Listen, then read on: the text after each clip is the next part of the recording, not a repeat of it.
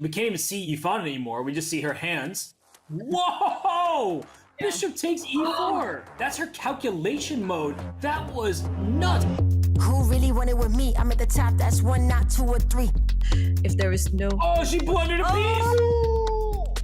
Oh my gosh. Such a fork, rook d4. This is speed chess. Yes, anything can happen. All I do is win and look good from the top. Let's go. I am unstoppable. What a streak. Knight takes g7. Oh my gosh. Karina's unstoppable right now. This is her 7th win in a row. I don't have a limit, I'm just getting started. I am unstoppable, ask anybody. Oh, Queen H1 mate. Unstoppable mate on H1. We will see knight e6. She saw it. I just be making, I'm making a place. Get money too and I'm winning the race. Pick out the pace. Oh, she pre-moved king f7. Queen is done. 1 second, she's got a move. Oh no. No way. Pick out the pace. Pick out the pace.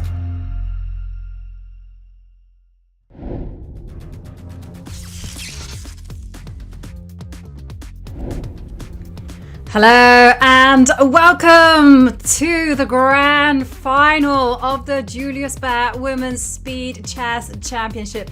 This is it. This is what we have all been waiting for.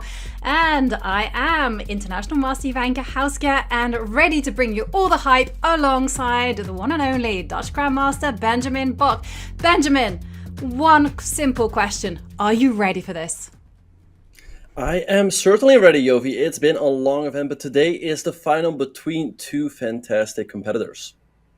Yeah, absolutely. We are both ready. We are both excited. But first, let's check out the bracket. Brought to you by Julius Baer, the official wealth management partner of the CCT and the WSCC. And there you can see it has been almost a month of chess. And there in the final, it is Polina Shuvalova against women's world champion Ju Wenjun. Now, you can see that both of these players, they're in the finals, but they've had quite different paths, would you say?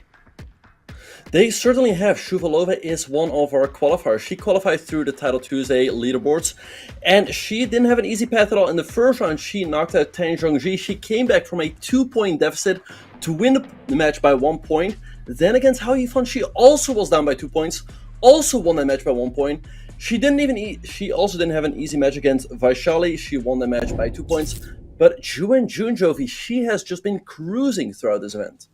She has been absolutely destroying things. In fact, she should be named the Destroyer because the gaps, the margins that she's won in her matches have been absolutely astounding. Take a look at these highlights where we can see both of these players rode to the final. Rook e3, still not over. Check. No, but King of 8. On Queen H1, there's Queen. Oh no! She lost on time. No. Wow. Is the computer? Oh, wait. Is there a tactic takes with Knight pawn. takes d4? Yeah, and then Rook takes c1 and Queen takes d4 that wins a few pawns. And she finds it. Beautiful shot there from Ju Wenjun. And then what? Bishop h6. Oh, there's checkmate. Check, and mate. And Ju Wenjun extends her lead even further. Yeah, instead we see Wait, rook what? to e3. Queen takes c4. Oh.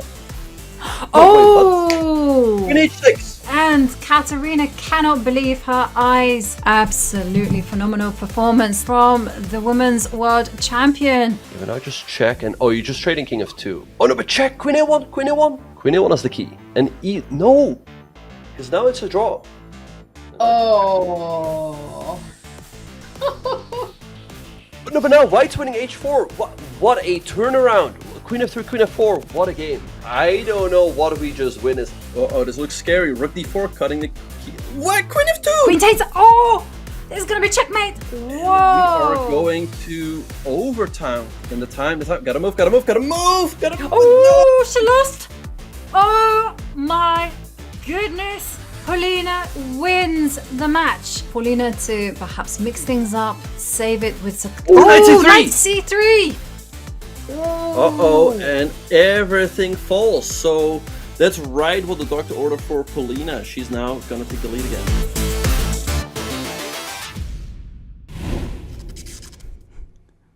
a reminder of those heart-stopping moments that kept us entertained and gripped to the screens. Well, it is a match between Ju Wenjun and Polina Shuvalova. What can we expect from this? Who do you think is the favorite, Benjamin? Well, looking at the different paths from the players, I think Ju Wenjun should certainly be the favorite. She won the first match by a 10-point margin, the second match by a 4-point margin, and the semifinals by a 7-point margin. But Jovi, what do you think? Yeah, I also think Ju Wenjun is a clear favorite. I mean, she seems to be underrated and she's just in powerful shape. But let's take a look at the smarter chess predictions.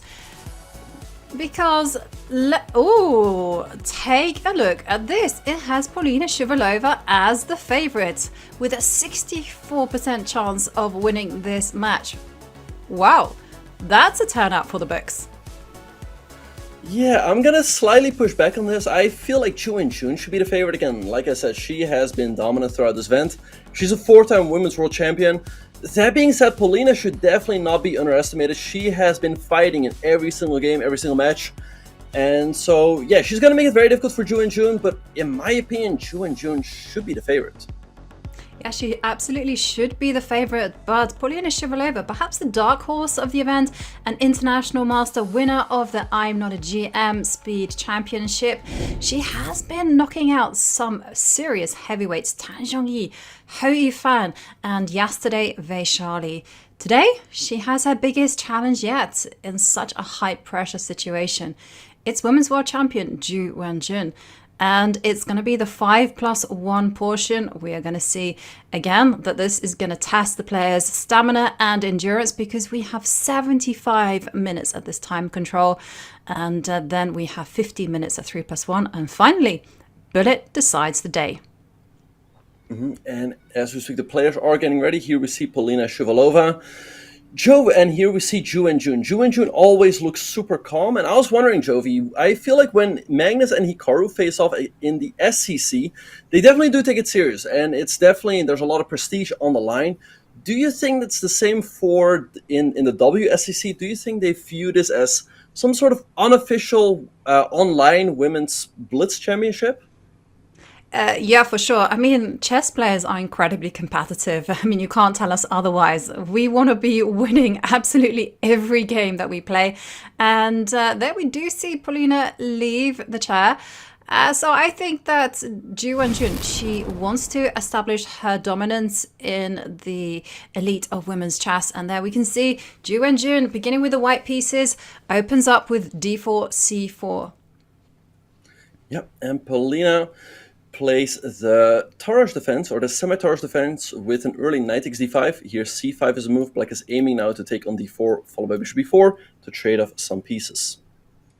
Yes, and there you see 2 sets of minor pieces have left. Now, this is a really solid approach there from Black. I know Lenia Dominguez is a big exponent of this type of situation. I've also seen Mickey Adams play it.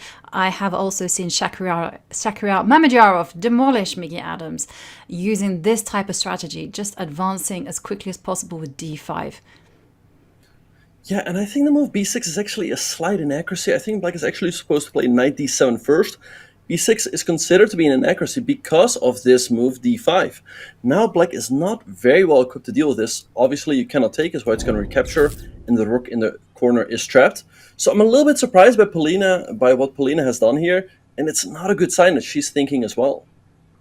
Yeah, it's not a good sign. And there you see bishop to a6, trying to trade off more pieces.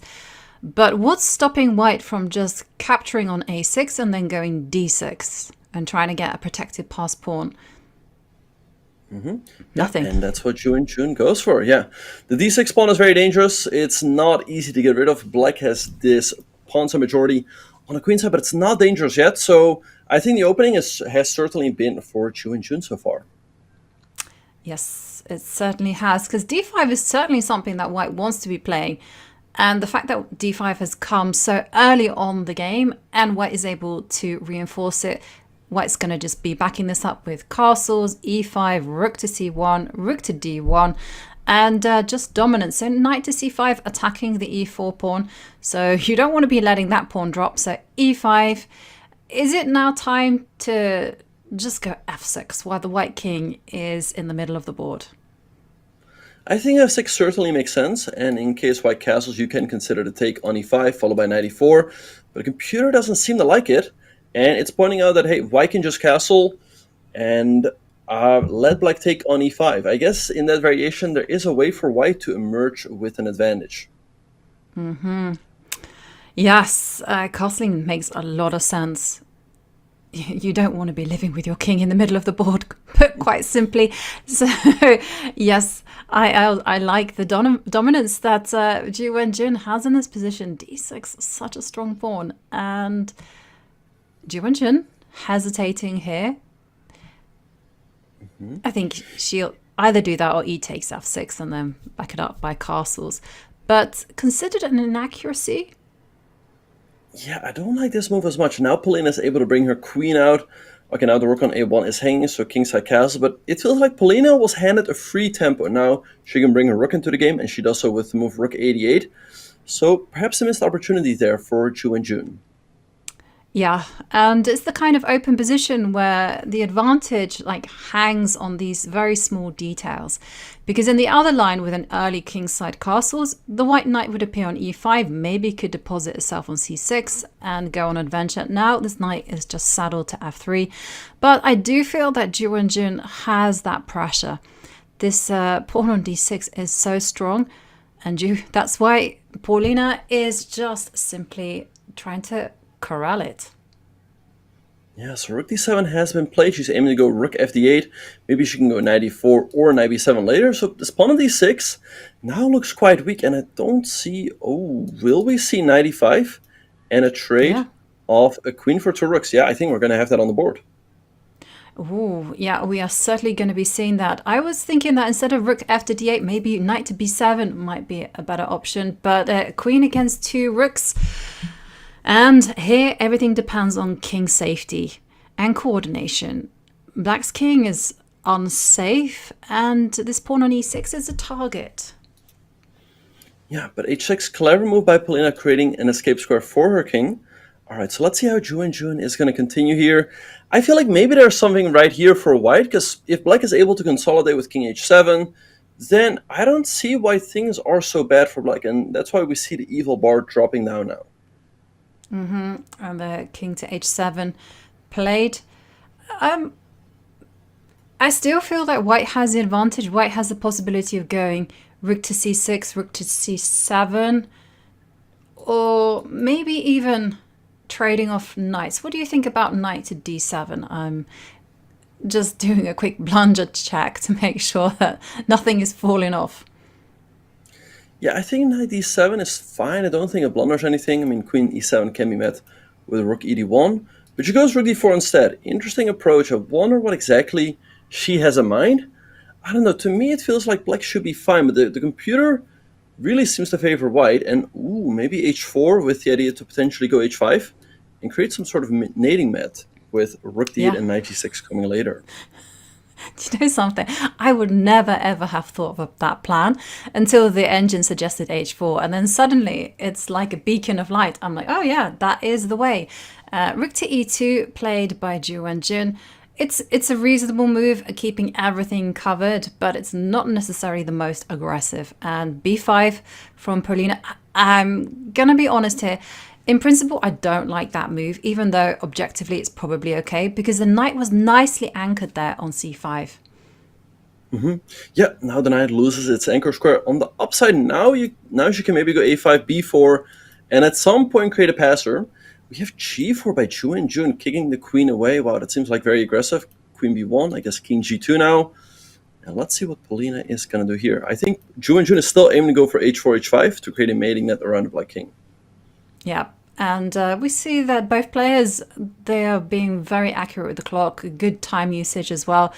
Well, a5. This is a really enterprising stuff from Polina, and Ju Wenjun, suddenly the path has been revealed. She's going to go h5, and that's why the engine is suggesting that she has to go g5 if she doesn't want the king caught in a mating net. Yeah, usually when there's a blue arrow, it means that there's one move that has to be played. So yeah, like I said, if black doesn't play g5, white will go h5, and this mating net is looking really scary. I don't see what black can do about rook d8 and knight g6, but g5 doesn't look too great either, as you're really exposing your king. It looks terrifying, to be honest. But maybe you can get away with it, because this knight on c5 is a good defensive piece. And let's not forget, the players don't have objectively that much time to calculate all the complications. Yeah, g5. All right, so tough decision here to make for Polina. Yeah, she doesn't go g5.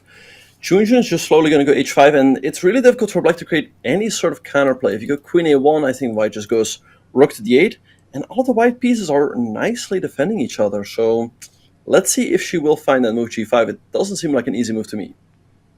No, it's certainly not easy. Also, because you can just anticipate that with the king exposed there on the 7th rank, or g5 found, all credit to Polina.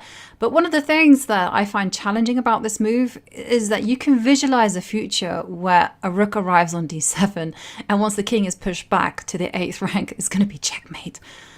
And there we see pawns being traded off, knight to f3. Okay. Threatening pawn. So the computer is saying black should play king to h6. Okay, makes sense to defend the pawn. She goes to g6. Okay, that might be a mistake. Rook e5 looks very natural here. Hitting the knight, hitting the pawn on g5. So let's see if Ju Wenjun will go for it. And yeah, there we have it on the board. Yes, and there we see why king to g6 was imprecise, because with the king on h6, rook takes g5 wouldn't have appeared with check. And knight to d3, but rook takes g5. If that rook were not on e5, you could go, yes, knight takes g5. That's mate. That's mate. Yeah. Rook d8, rook d7, rook f7, rook e8. That's game one for Ju Wenjun. Yep. And it's the basic rook roller technique in action. And here it comes, rook to e8. All right, so nice win there for Ju Wenjun. Yeah, she's showing what a strong player she is. Polina made one inaccuracy in the opening. Then maybe she had a chance later to equalize, but after that, Ju Wenjun never let her go. I mean, that's really impressive for a blitz game. Yeah, absolutely. I mean, we've seen it in the 5+1 portion. Ju Wenjun has been virtually untouchable. And that's why Polina just goes for the aggressive f3 and probably met by d5 and e4. I like it. Let's see how Ju Wenjun reacts to the complications. Yeah, all of this is standard theory. Black usually castles here, then white plays bishop b2, and the bishop can come out at f5. Or bishop d6, also move knight f3. Bishop g4 here is a move for black. So white's banking on the fact that they have this protected passer on d5 that can give them an advantage. On the other hand, white is slightly weakened on the king side, so that gives black some chances for equality, but I think if white plays as well, she has pretty decent chances for an advantage. Yeah, I mean, the d5 pawn is certainly uncomfortable, and you can kind of see moves that white can play, such as bishop to g5, setting up a pin, and if white manages to get complete control over the e-line, then of course white will be a lot better. And the question's been asked to the bishop. The bishop has moved back. And one of the things that I was taught about this particular pawn structure is all about space. Oh, and there we see a6 being given a question mark because knight to e4 directly is going to cause problems to Ju Wenjun. Wasn't found by Polina. Bishop to d3. This is also fine, but not as incisive as knight to e4. But the way that she would back that up was queen to d2, rook to e1, and pressure on the e-line. Yeah, so it's a queen c7 by Ju Wenjun, creating the threat of bishop takes h2. So therefore h3 was played by Polina. Let's see where Ju Wenjun is going to go with the bishop, bishop h5. But this is giving white an option to go g4, and after bishop g6 trade and give black the double pawns. I don't know if it's good, but it's definitely something to consider for white. Let's see if Polina will go for that. She can also keep that option on tab with maybe a move like queen c2, really, because then g4 actually is a threat as you would win a pawn down the line. Yeah, absolutely. And then Ju Wenjun would have to be forced to find moves such as bishop to d3 just to stifle that pawn on g2. It's sharpening up. Right, but Ju Wenjun is up on time. She has been doing a good job of this throughout this event, because I felt like when Polina was playing Hou Yifan, she was also getting outplayed in some games, but Hou Yifan would often fall behind on the clock. But again, to her credit, Ju Wenjun often has been playing good chess, good time management, and that is a really hard recipe to beat. Yeah. And that's why we've seen Ju Wenjun just knock it out of the park, right?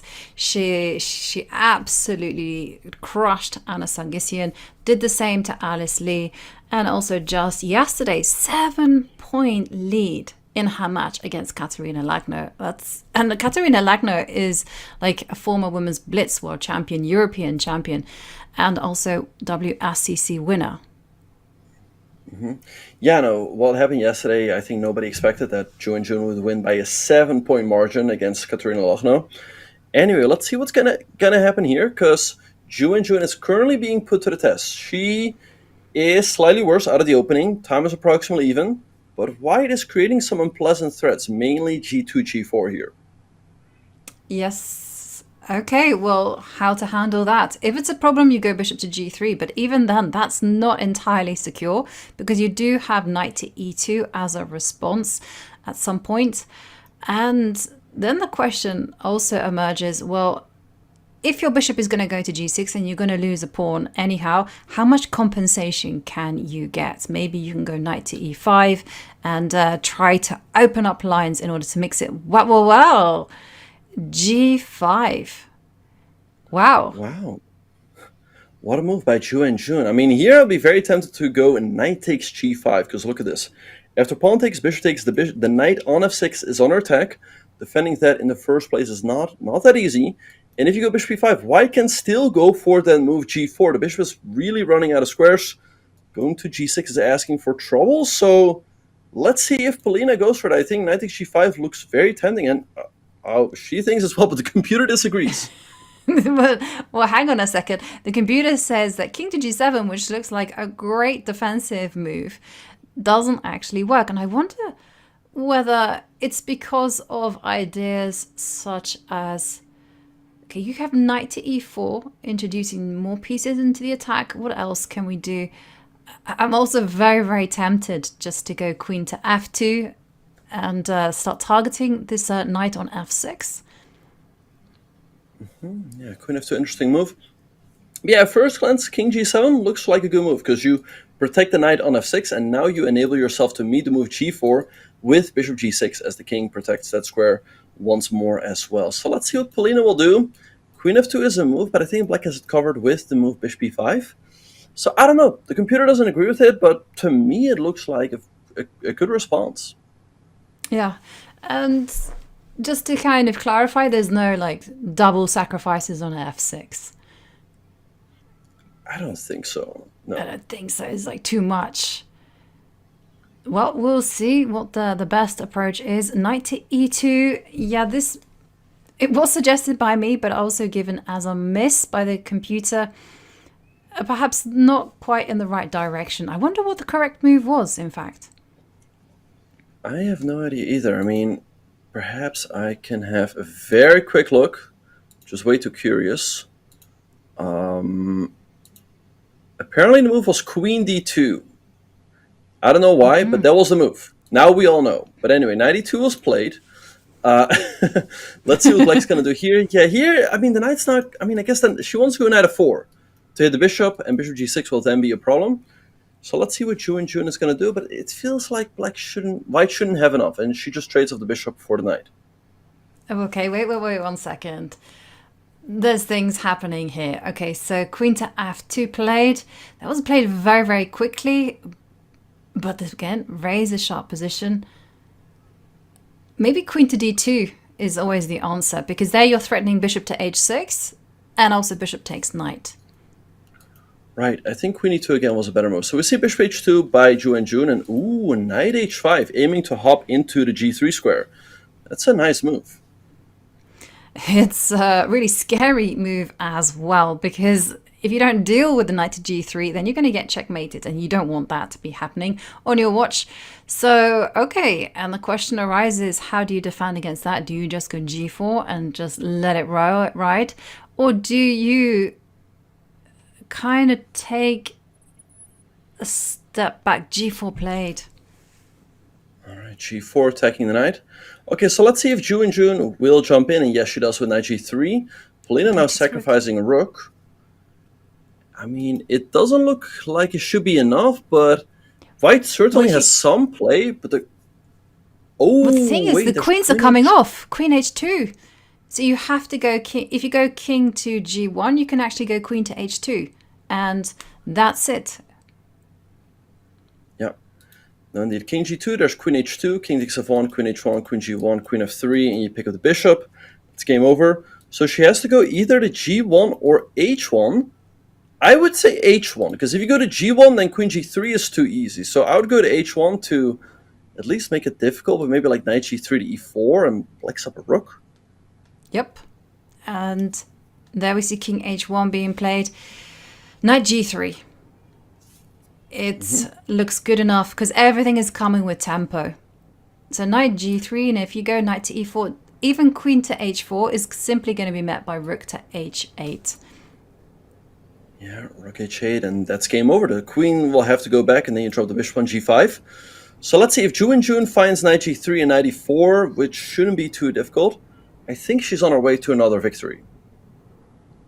Yeah. And also, maybe she's considering what happens after queen to G3, because it's also very tempting to get those queens off the board just to secure the safety for your king. Right, but white does have queen takes F1 there, so knight G3 has been played. King G2, and okay, now knight E4 following our analysis. Okay, I guess white should take. Yeah, because what else? And take and rook F1 and hope for the best. Queen E3 has been played, okay. Interesting move, keeping play in a position, and oh, the computer's saying you have to play queen B6. That's not an easy move. No, it's certainly not an easy move because, I don't know, maybe queen to D6 would be a bit more natural. White is currently threatening bishop to H6, and bishop takes knight. She goes queen E5 instead, hitting the bishop and hitting the pawn on B2, so bishop H6 here. This game is certainly not over yet. Can she take the knight now? If you take the knight, black recaptures, that's too easy. Oh, but take on B2... Where to go with the king? King F3? Queen takes then rook. knight E2. Okay, E3, yeah, knight if you go... E2. Yeah, but here you just, take the rook. And as long as you don't fall for queen to G5 with checkmating ideas on G7, all is good. Right, queen F6, bring the queen back to the defense. Before, I think knight D6 looks pretty clean to me. As you hit the queen, the bishop, and after that you can take on E2, take on F4. I'll just take on E2 here. Yep. And so does she. Clinical execution there from Ju Wenjun at the end. So she rushes to 2 points. Polina needs to strike back. Maybe in hindsight, this sacrifice was perhaps a little bit too difficult to play with no time on the clock. And Ju Wenjun's turn with the white pieces, and she goes for this symmetrical Grunwald. Yeah, white can hope for a very small advantage here because her pieces are slightly more active. But black has ways to fight for equality. Knight C6 is a move, also bishop F5 followed by knight E4 is often a way to combat white's setup. But, white isn't running a lot of risk and has a tiny bit of pressure. Yeah, and then we see knight to G4 being played. Ju Wenjun has gone for this type of approach before, so it wouldn't have come as a surprise to Polina. But knight G4 is something that I haven't really seen because I'm not sure what the idea is. So after knight takes knight on C6, I guess the whole thing is you want to be breaking out with E5. Right, E5 is a pawn break, C5 as well. So Ju Wenjun goes knight E4, stopping the C5 break. And here, E5 is not going to be that easy, because white plays the intermezzo pawn to H3, and then you're going to have to move your knight, let's say, to F6 or H6. So we see a rookie by Polina further preparing that E5 break. Let's see what Ju Wenjun does here. She goes H3, knight F6, and I guess something like bishop F4 or bishop E3, and looks pretty pleasant for white, as this pawn on C6 is quite weak. Yeah, it certainly looks annoying for black. It's just one of those things, like white is like that dog with a bone. You know, you've always got the c5 square, you've always got that target on c6. Bishop to f5 played, I agree with Benjamin, just go rook to c1 and just keep torturing black with that extra space that white has. Yeah, so rook c6 defends the pawn. Let's see how Ju Wenjun is going to continue here. Queen e2 is a standard move, but then there's always knight e4 that you have to reckon with. So maybe just a move like king h2. Just improve the position, make sure the pawn on h3 is never hanging, and pass the ball back to black. Because it's not that easy to go e5, because white can take, and then the pawn on a7 is hanging in some variations. Well, knight c5 was a very quick response. And now, because this pawn is not hanging on a7, maybe now e5 is a possibility. So, but you see knight to d7 there from Polina. She's just arguing that, okay, c6 is the only weaknesses in her position. As long as she keeps defending it, it's going to be kind of like a game of almost like stalemate. You know, one side attacks one point, the other side defends it with all their might. And you just have this like standoff where nothing really happens. Okay, e5. I was saying that, and there's been a change in the position. Yeah, e5, nice move by Polina, trying to break out. All right, so if white takes, you can also recapture with the knight, aiming to go knight c4. So in that case, white should probably play the move b2, b3. And if you take on d7 first, black is going to recapture with the queen, and then the pawn on h3 is immediately hanging. So things are not so easy for Ju Wenjun. I'd say maybe she should take on e5, followed by b2, b3. And what about grabbing the bishop pair? Can you go g4? Yeah, I mean, that's certainly an option, but it also weakens the white position a little bit. So and also then black can, let's say, take on c5, and if you take the bishop, maybe black takes on d4 and has knight e4 to follow up. So g4, certainly a nice idea to grab the bishop pair, but I don't know if it works out for dynamic reasons. Yeah, and it's also not Ju Wenjun's style, so she just plays rook to e1, just overprotecting e2 so that she can meet e takes d4 with bishop takes d4 in good conscience. And now the king is out on h2, and given as a fail, is that because h4 starts tickling the white king, sorry? Yeah, I was looking at ideas as well with h4, g4, and then something along this diagonal, but I couldn't quite make it work. But perhaps there was an opportunity like that. Okay, so now we see king h7 by Polina as well, copying Ju Wenjun. And now we see the trade on d7. Polina is going to recapture with her queen. And now I'm curious to see, should we see take? We see her taking. But I feel like after bishop takes, yes, these pawns are a little bit weak. But maybe h4 here to give white some weaknesses. Yeah, I like h4. Just invoke g4 so that you can put the bishop... Well, first up, you're safe because you do have bishop takes d4. So that's like the bailout calculation move there.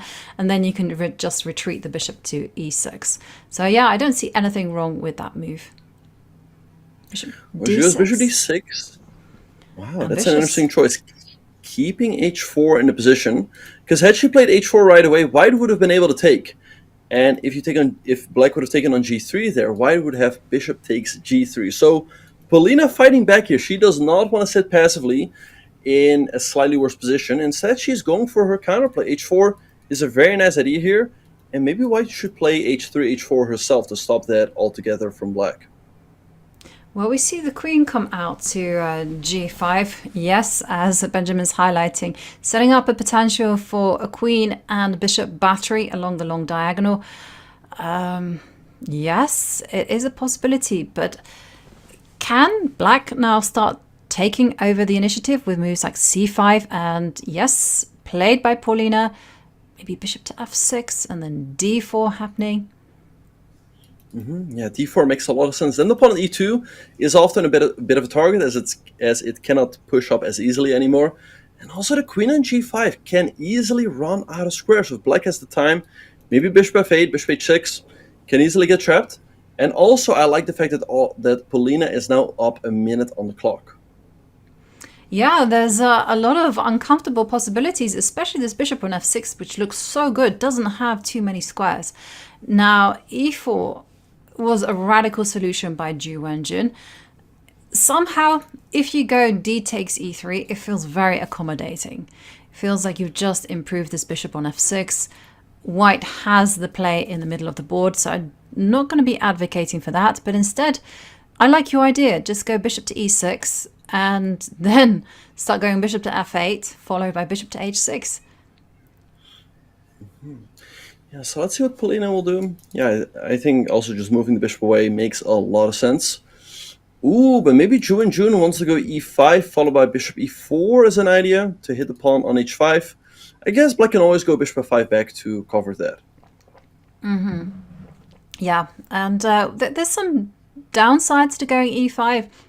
The bishop on f6 looks excellent, but on the other hand, it doesn't have too many squares. And if you can make sure that it actually points at nothing and has no purpose, then literally, if the action transfers over to the queen side, white's playing a piece down. So there you see f4, bishop f8. Love that move. That is gonna scare Ju Wenjun. Bishop h6, almost trapping the queen. Yeah, so let's see what Ju Wenjun is going to do. She could consider f5, bishop h6, and then queen to h4. But I guess black always has the move bishop takes a2 in her pocket. The bishop is not getting trapped. So let's see f5. Wow, she's setting the board on fire. Yeah, absolutely. Action everywhere. Bishop takes a2. Polina is greedy. I like this move. Bishop h6 still in the air. What about g4 here? Just trying to blast open the entire king side of black goes bishop h6. You just go queen h4, giving up the exchange, and just going all in on the attack. Yeah, maybe she has to do something like that. I'm also wondering whether there's anything she can do to stop those complications. Were g4 happening? Bishop h6. Yeah, Queen bishop h4. h6. Queen h4, yeah. Alright, queen h4 only move. And d3, she does not accept the material.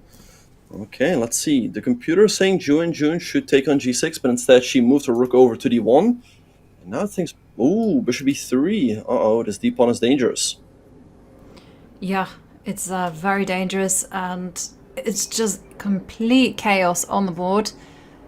Now g5 is a great move, indicated by the engine. And Ju Wenjun severely down on the clock, 18 seconds remaining.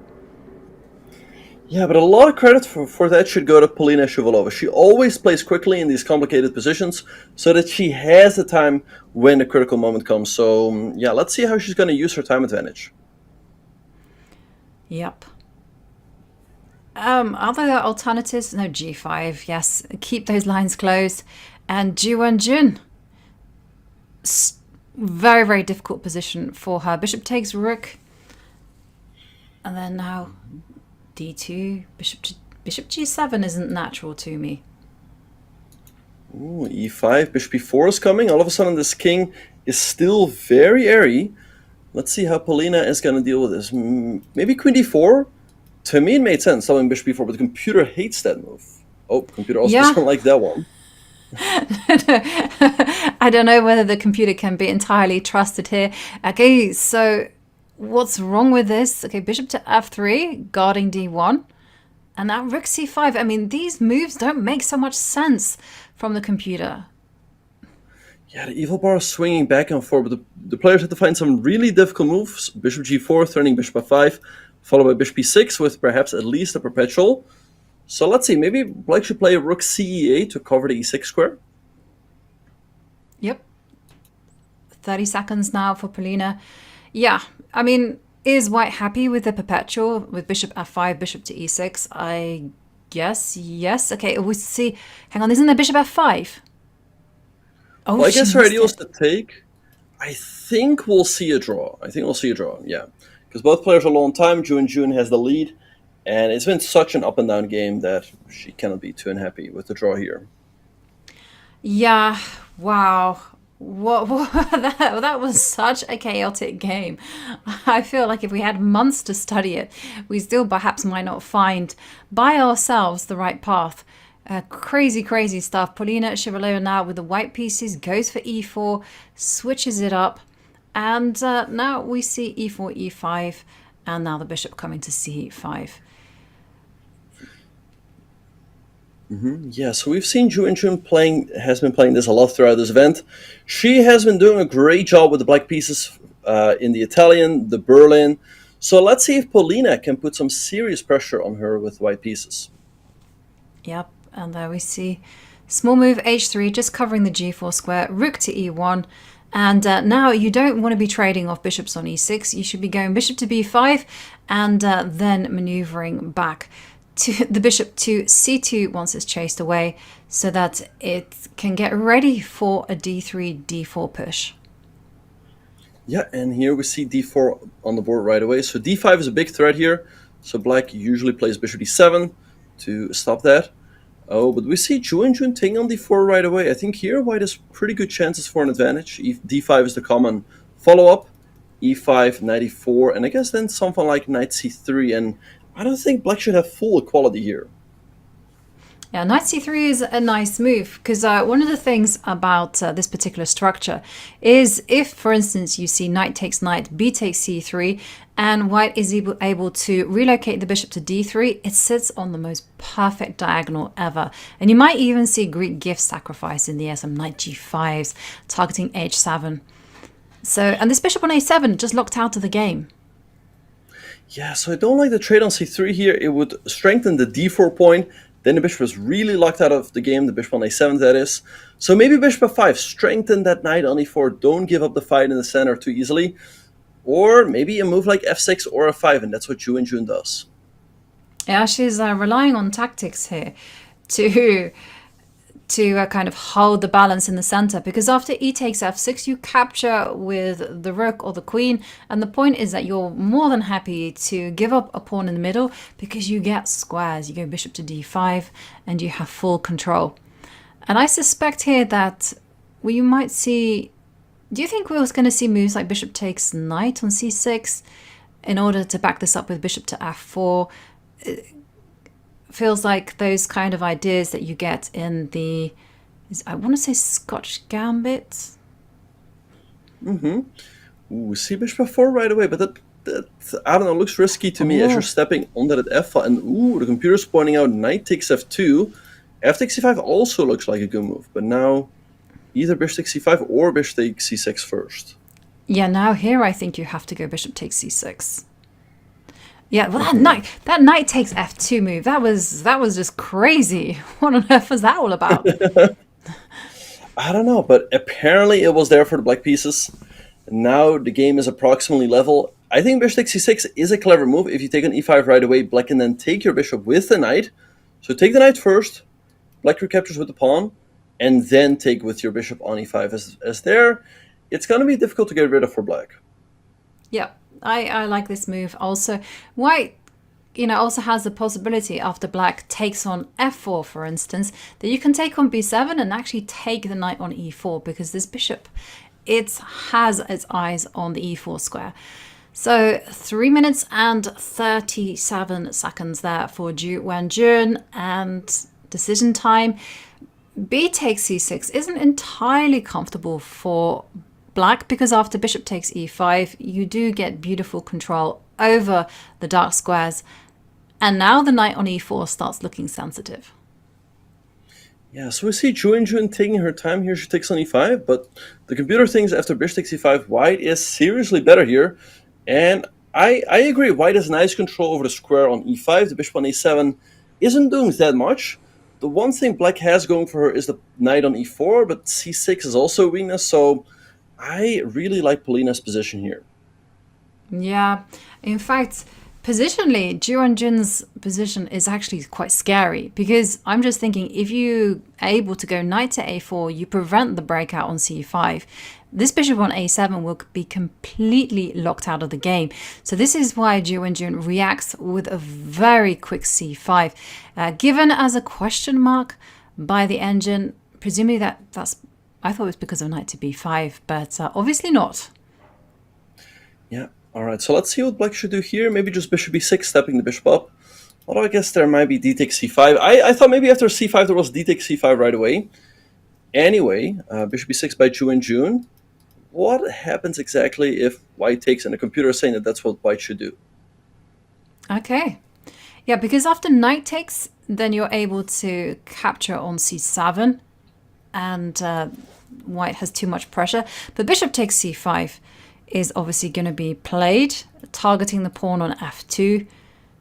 And I guess you can just go... You don't want to be taking on c7. You want to be defending f2, and I guess you just simply go bishop to d4. Yep, bishop d4 looks like a nice move, and there's still plenty of targets in the black position. The pawn on c7 is weak, the pawn on d5 is weak. Everything is a little bit loose, you know. If you ever take this pawn over here, it's going to be with a check. So I don't know. It feels like there's got to be a way to an advantage here for Polina, and bishop d4 seems to be the way to do so. Yep, nicely neutralizing black's bishop pair as well. And the funny thing is about playing with two knights is that if you manage to get them on good posts, the great thing is that they can control both complexes. And there we see bishop to b4. Wow, that's not an obvious blunder. I'm not sure the first move I would be thinking of is rook takes c7, but yeah, of course it makes a lot of sense. Rook takes c7 followed by rook takes g7, and Polina, she reacted instinctively, moving the rook, missing a golden opportunity. Yeah, I'm a little surprised she missed that, because rook takes c7, you take the pawn on g7. Now she's still better. She's also up half a minute on the clock. This bishop on b4 has the potential to get trapped with a3 b4. So Ju Wenjun is certainly still not out of the woods. Yeah, but she's not out of the woods yet. But if she survives, she's got some great chances with those pawns on c5 and d5. Bishop to e4, threat of knight to c7. How to... Now, that was unexpected. I wasn't looking in that direction. So bishop takes h3. And the idea being that after pawn takes bishop, the knight is hanging on f3. And rook to e3. Again, a very fast reaction from Polina, but she should really have calculated bishop to c7. Yeah, these moves are just too slow. I mean, if you go rook e3, then black has just won a pawn, and a very important pawn, as it's a big bite, so to speak, out of white's king side. Maybe just bishop g4 here. Yeah, apparently the move she had to find was bishop c7, and after queen e7, I guess it was knight e5. Sacrificing the knight on b5, but you get the pawn on d5, and then the knight on e4. Anyway, rook e3, this is the current situation we're having. Ju Wenjun is up a pawn, but bishop f5 apparently was not the move. Oh, wait, a3 traps the bishop. Yeah, a3 certainly does trap the bishop. Also wondering whether you could do the same idea again of bishop c7 and targeting this d5 pawn. But yeah, I like your move much better. Why not win the material that's been offered to you? 46 seconds there for Ju Wenjun. And Polina can now use that extra minute to find the move a4. D for Ju Wenjun, putting more fuel to the fire. Rook d3 by Polina. Nice move. Safe square for the rook, even though it is in this battery. So 40 seconds for Ju Wenjun. This is looking tough. I think Polina has great chances here to get her first win of the match. Yes, it certainly looks that way. And also, this game, and perhaps the predecessor, has also helped Polina identify what kind of strategy she should be going for. It's those complicated slugfests. And there we see knight takes f2. And wow, queen takes d3 should be played. Is that queen g5 hitting the rook and the bishop on e5? And yeah, she finds it. Nice move. Yeah, beautiful move. But I also wonder, is there rook h1? Rook h1 with the idea queen takes e5, impossible because the queen takes h7. Check. Yeah, then the king would have to step up, and then the knight is no longer pinned, so you can take the queen. So let's see. Is she going to find rook h1? That would be a nice move. It would be a very nice move. Does this mean that Ju Wenjun will have to play moves like bishop to d2 and just accept that the king is dancing out there in the open? No, queen to d2 is the salvation. Using those pins to great effect. Yeah, queen to d2 found by Ju Wenjun. Wow. Amazing play. Yeah, I mean, both players are doing a great job navigating the complications. I mean, maybe they had something better earlier, but they often find one best move after another. Bishop e3 here. All right, so we have an interesting position. Black having a rook and 2 pawns, but white having the 2 knights. And this pawn on a7 especially can be quite weak. And she has targets as well. A big threat from Ju Wenjun. She's planning rook takes f3, followed by capturing the bishop, as Benjamin's highlighted. So I'm thinking bishop to d6 is a move. Oh, knight to c7. Okay, rook takes f3, and then you give a check on f2. Ooh, she sacrifices on e5 and a rook f2, picking up more pawns. Let's see how this works out. 7 seconds. Okay, the computer doesn't approve of that at all. Thinks the knights are just way too strong. Knight e6, and there's also ideas of going for mate. Knight c4, check. Okay. And, wow, this is still really crazy position. Okay, knight takes bishop. And now rook takes a4. If white can hold on to the g2 pawn, you should have good winning chances in this time control. And there is knight to e6, king steps up. Rook comes to f2. Hold on to the pawn. You don't want to be trading off because rook and knight against rook is just an elementary draw. Rook takes c5. Yes. Look at that. She played her last moves at 0.1, 0.3, and 0.5 seconds.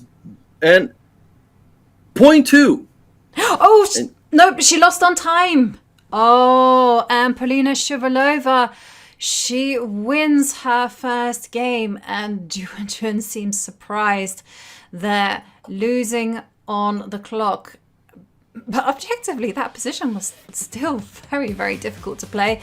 Probably good drawing chances, but there we see it is the end of the first half of the 5 minutes plus 1 second portion of the Julius Baer Women's Speed Chess Championship final. Benjamin, what do you make of the action so far?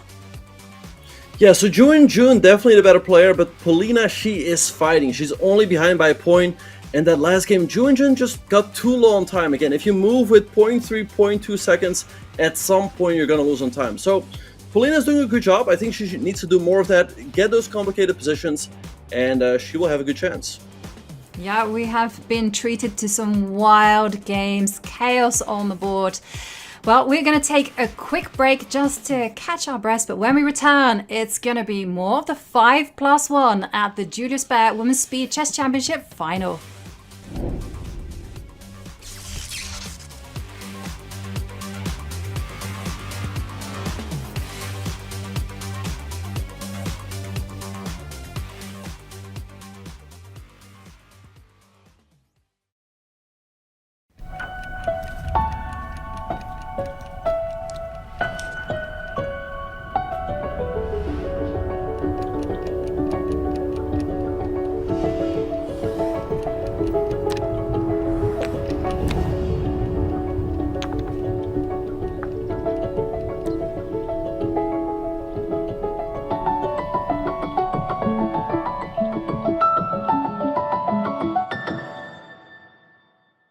How fast are the fastest chess players in the world? Bullet chess is a wildly popular format, with hundreds of thousands of games played daily on Chess.com. Players have a total of just 1 minute to play all of their moves. Hikaru Nakamura has the highest bullet chess rating ever achieved on the platform and is a 4-time bullet chess champion. On average, he spends just 8 tenths of a second on a move, one of the fastest cadences in the world, all while playing better quality moves than most of us can with hours on the clock. Despite his fast speed, Hikaru rarely pre-moves, doing so only 15% of the time overall, and 36% of the time when under 20 seconds. Daniel Naroditsky has more bullet games than any other titled player on Chess.com, a mind-boggling 141,000 games. He takes just 1/100th of a second more than Hikaru overall, but when in a time scramble, he's pre-moving almost 10% more. While bullet chess is fast, hyperbullet is even faster. Players just have 30 seconds total for the game. Andrew Tang, generally considered the fastest mouse in chess, just won Chess.com's first ever Hyperbullet Championship. He's actually slightly slower overall than other top players, with an average move time of 9/10ths of a second. But in a time scramble, his anticipation is unreal, as he pre-moves more than half of his moves. If you want to be a bullet chess legend, you are going to have to be a master of split-second decisions. Good moves are great, but what matters is often how fast you can get them on the board.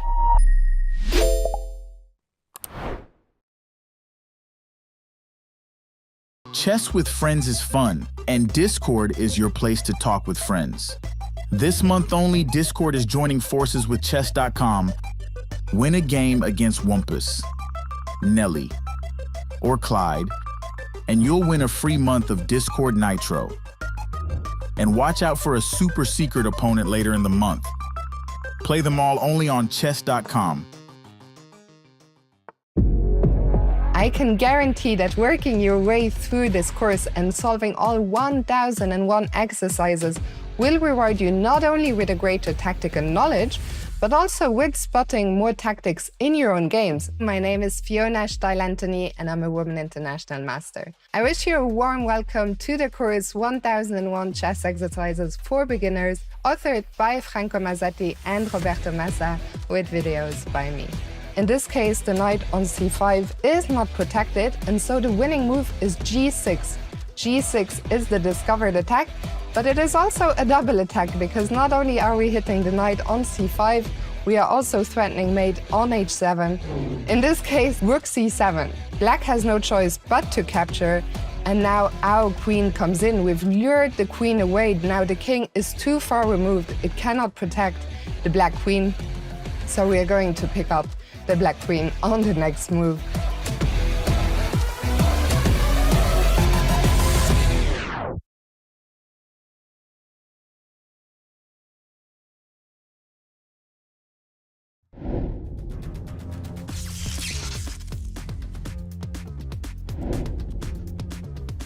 And we are back with the second half of the 5+1 segment. So far, it has been a tense battle between Polina Shuvalova and Ju Wenjun. We've been impressed by the quality of play from both of these players, haven't we, Benjamin? Yeah, no, we certainly have. I mean, I think what has happened so far is pretty much what we expected. Ju Wenjun being the better player, but Polina being such an incredible fighter. Yeah, absolutely. So it was very funny because earlier on we showed you some statistics from Smarter Chess where it had Polina Shuvalova as the favorite. Well, the team at Smarter Chess, they did complain and they said, no, we got the graphic wrong.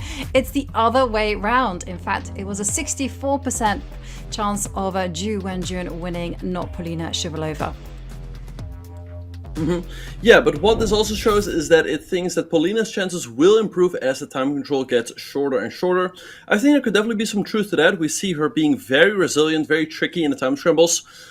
So let's see how Ju Wenjun will shake off that loss. She just lost the game on time. Again, she needs to play a little bit faster when you have that 1 second on the clock, as it's so easy to lose on time. Yeah, it absolutely is. It's like somehow this 1 second increment that you get on online chess gives you a false sense of security. But d4, c4, there from Ju Wenjun. And this time she switches it up with e3. And we have a queen's gambit declined. And this is a kind of collie system, I would say.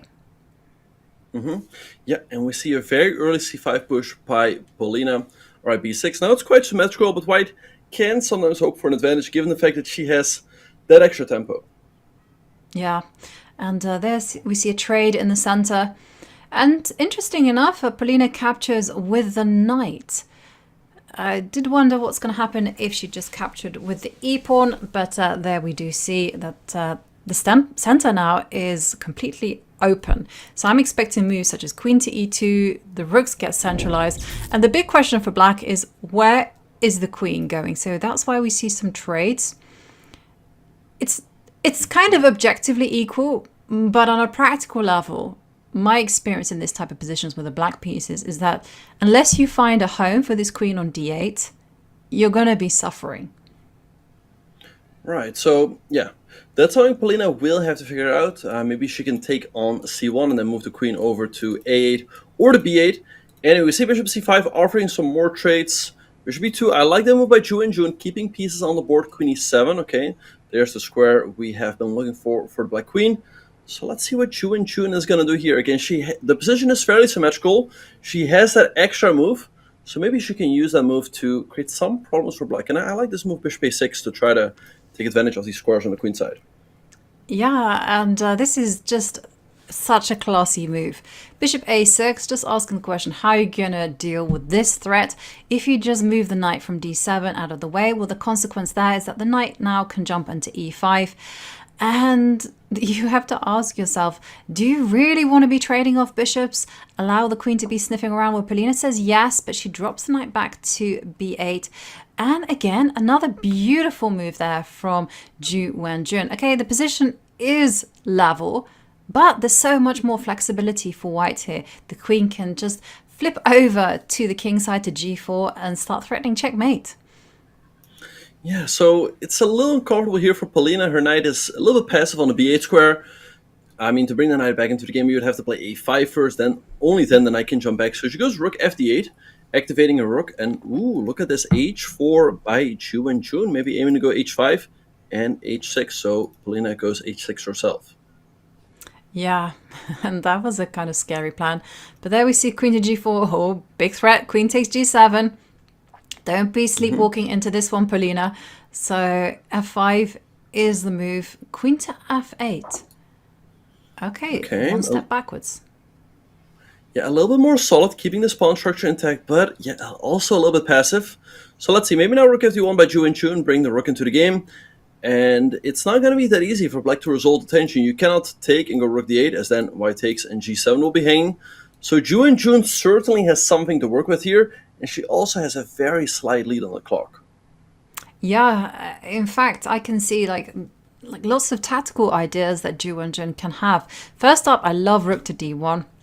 Maybe white even has ideas of going rook takes rook and then b4 at the right time, just coming in with a rook to c7. So again, so many tactical possibilities that Polina has to be on guard for. Yeah, let's see what she's going to do. I mean, maybe a move like knight c6. By the way, a move like knight d7, or she goes with bishop a3. All right, is there a way for Ju Wenjun to take advantage of it? I don't see it at first glance.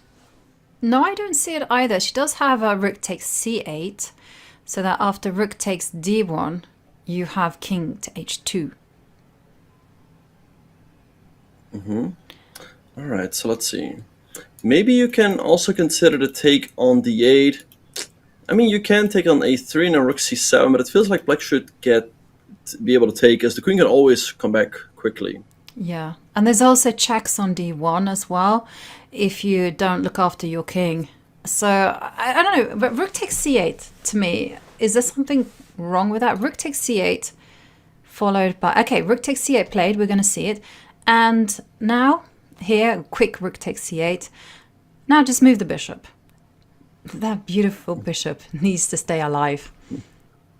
Right, so let's see how Ju Wenjun can increase the pressure here. It would be nice to, let's say, go knight e5, and then at a d7 square, I mean, if you move it there, it will just be traded off. So, I don't know, maybe queen back and knight g4. I mean, for the moment, though, black is kind of passive, so there's no easy way for white to improve, but there's no easy way for black to crawl out with her pieces. Yeah, there certainly isn't anything like that. So, okay, knight c6. Now rook to d7 is definitely the first move that you're going to be calculating. That rook can be challenged with rook to d8, but is that so dangerous? Yeah, rook d8 would be a good move. You can maybe even also go knight b8 as you attack the rook, and you also threaten rook c1 with a fork on the king and the bishop. So maybe the rook would have to go all the way back to the d1 square. Okay, so we see g3, g2, g3, very calm move by Ju Wenjun, creating perhaps a slightly safer escape square for her king, as on the b8, h2 diagonal, it could always get a check. So I like this move. Maybe king g2 next, slowly but surely improve, and again, just pass the ball back to Polina, as black doesn't have any easy moves here. Exactly. I just think it's a sign of genius here. Not to determine the play, but instead just to slowly improve the position. And king to g2, I like. What other moves? I mean, what is black threatening? I don't see a single move for black. So king to g2. Rook to d8 can always be met by rook to c1. Rook takes rook is also in the air. And then you've got ideas of queen to a4. Just targeting the a7 pawn. Just don't let black relax. Yeah, so we see rook c1 by Ju Wenjun, also a good move, hitting the knight. Alright, so yeah, if you move the knight, there's going to be rook c7, which is going to be super annoying to deal with. So maybe you're going to have to go rook c8, but it all looks a little bit passive. I also like your idea of queen a4, hitting the knight, putting pressure on a7. So Ju Wenjun slowly but surely increasing the pressure here. Yeah.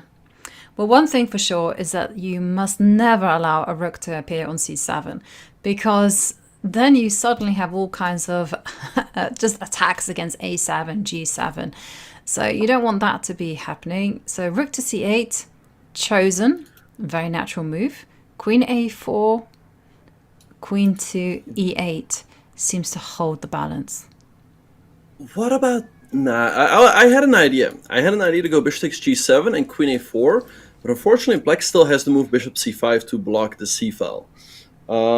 So let's see what Ju Wenjun is going to do to increase the pressure. Maybe queen e4, but there is that move queen e8 by black. Also, can we just make a nothing move with the white pieces? What would that be? I'm thinking h5? Maybe h5. Yeah, maybe something like that. Yeah, it's certainly an idea. It's also unpleasant for black to make a nothing move. Exactly, right? It's not like the knight on c6 can ever move, because you were just going to go rook takes c8, and then the queen has to move away from defending g7. So, yeah, just keep passing the move back to black. Right, but when you make a nothing move, it is nice to make it quickly to keep the pressure on your opponent. Now we see Ju Wenjun taking her time. Polina now up half a minute on the clock. She goes queen a4, but I guess now black has the easy queen to e8. Yeah, I also wonder whether knight to a5 is going to give her any satisfaction. No, queen to e8 played. Knight e5 certainly is a move, but yeah, I think, maybe you can just recapture with the bishop, because if you take the rook, white will take on e8 and wins the game. She goes queen a6 instead. To me, that feels like a step in the wrong direction. Well, she's threatening knight to e5. That's a serious problem. And it's not easy to handle that one. Do you just go rook to c7 and rely on tricks such as knight to b4 that keep the game alive? Okay, a bishop to c5, blocking everything. Okay, so let's see what Ju Wenjun's going to do here. Maybe a3 and b4 to kick that bishop away is an idea. She can also just slide the queen back to a4. She's down to 35 seconds. She needs to move here. Yeah, I'm in favor of your a3 idea, just to control the knight jumping into b4. But a queen to c4 was the move chosen. Hang on a second. Is it now time to just redo that threat on queen to g4? But okay, queen to c3. Big threat of queen takes g7. Wait, knight a5. I guess there might be like queen d5 still. Yeah, but it's still in the air. You can go e4 first, and then knight to e5. I know, but you do have knight to e7 as a good... So queen b2, queen d5. Now Polina creating a pin on the f3 knight. This looks a little unpleasant. Rook c4 played, okay. This could go wrong for Ju Wenjun. She's down to 12 seconds against 47. And okay, and b5 played. Oh yeah, I was expecting rook to g4, but e4 was the response. And b takes c4, that's a free rook. Yes! Wow! Ju Wenjun blunders there when she doesn't have too much time left, but you felt like the trend was going wrong. And now the match is completely level. 2.5 points. Bishop to b5. And this is super important for Polina, because if she can keep toe-to-toe in this 5+1 portion, then she has a good chance in the bullets. For sure, yeah. And here we see a Berlin endgame. But yeah, I mean, Ju Wenjun was in control for most of it, but her control was slipping out of her hands slowly but surely. Credit to that also to Polina. She was defending well, she was staying up on time, and she took her chance when it presented itself. Yep, and now we see a Berlin defense from Ju Wenjun. She used it to great effect against Katerina Lagno yesterday, but I feel that this one perhaps is a little bit more challenging. White will be playing for centralizing a knight, or maybe even expanding on the king side, but h5 indeed played. and b6. So we see b6 by Ju Wenjun. The idea is to go bishop to b7 and then sometimes c6, c5 to try to trade off the bishop for the knight on f3. But also, yeah, Black can still continue with normal moves like bishop e7. Okay, so we see b3 by Polina. Okay, I guess bishop e7 now, and I guess she's aiming to go bishop to b2. Yep, and we see h4. Black doesn't want white to have ideas of g2, g4 at all. And here, bishop b2, knight to e4. Or do you want to move your knight? I was going to ask knight to e2, maybe to f4. Yeah, then I can go to the f4 square. So let's see what Ju Wenjun will do here. To me, bishop b7 looks pretty natural, just developing the bishop. Bishop b7 also an idea. But both players taking their time in the opening. But yeah, the last game was a very important win for Polina, as it seemed like a typical Ju Wenjun game. She was slowly but surely increasing the pressure. But, you know, Polina hung in there, and getting a full point certainly must be nice. Yeah, certainly must be nice as well with the black pieces. And like you said, maybe it signals a shift in the momentum of the match. Bishop to g5. I think this is the closest it's been so far for Ju Wenjun. She has kind of started with a bang and just kept it going. I don't think anyone has ever come close to her at all. No, I don't think so either. Yeah, in every match, it felt like she just run away with it, and all of a sudden you look at the score and it's like, oh, she's up by 5 points. Anyway, so here, yeah, Polina, she's a fighter. She's done it throughout the event. And she's also giving Ju Wenjun, I mean, right now it's even. So maybe bishop e7 here, and if knight d5, I don't like bishop e6 as much, as now white can always decide when to trade, and this bishop is not going anywhere. If you put the bishop on b7, you have the option of trading off that bishop for the knight on f3. Maybe now rook h or a8 with the idea to establish a knight on d4. I think rook h to d8 is really important, because then after knight to d5, in fact, I was going to say, could you even just go for it full stop? But there we see rook h to d8. And I like the way that Ju Wenjun has handled this. She's just deprived she's deprived white of any form of breakthrough. Yeah, here we see the upside of double pawns. They are controlling a lot of squares. The pawn on c6 is covering the d5 square. The pawn on c5 is covering the d4 square. So she has the idea of going rook to d4 to fight for control over the d-file. And in case white takes, she can recapture with the pawn. So let's see if we will see that here. I think it makes a lot of sense. You can also go for a move like a5, aiming to go a4, chip away at white's queenside, but she goes for d4. It makes a ton of sense. Yeah, and there you see the knight just goes back to e2. The rook can go anywhere it likes. And then your idea of just simply using the d4 square as a base in which you can just try and seize control. And the knights on g5 and e2, they're not doing anything. Yeah, so let's see what Ju Wenjun will do here. She is again down 30 seconds on the clock again. Credit to Polina. She always plays quickly, at least having pressure on the clock. But yeah, it feels like black should be doing absolutely fine here. She trades on d1. Okay, so a5 is met with a4. She goes b5 right away. Wow. Trying to chip away at that pawn on c4. Yeah, but maybe this is a slight inaccuracy, because in the other position, black had complete control, right? You could just go rook to d7, rook to d8, use the d4 square for the knight, and there was no clear-cut plan for white. Here, there's a plan. You can go c takes b5, knight to c3, attack the pawn on b5, maybe jump in with the knight to d5.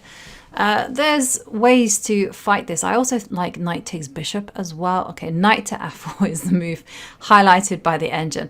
Yes, going back to where it came from. Not easy to do, must say.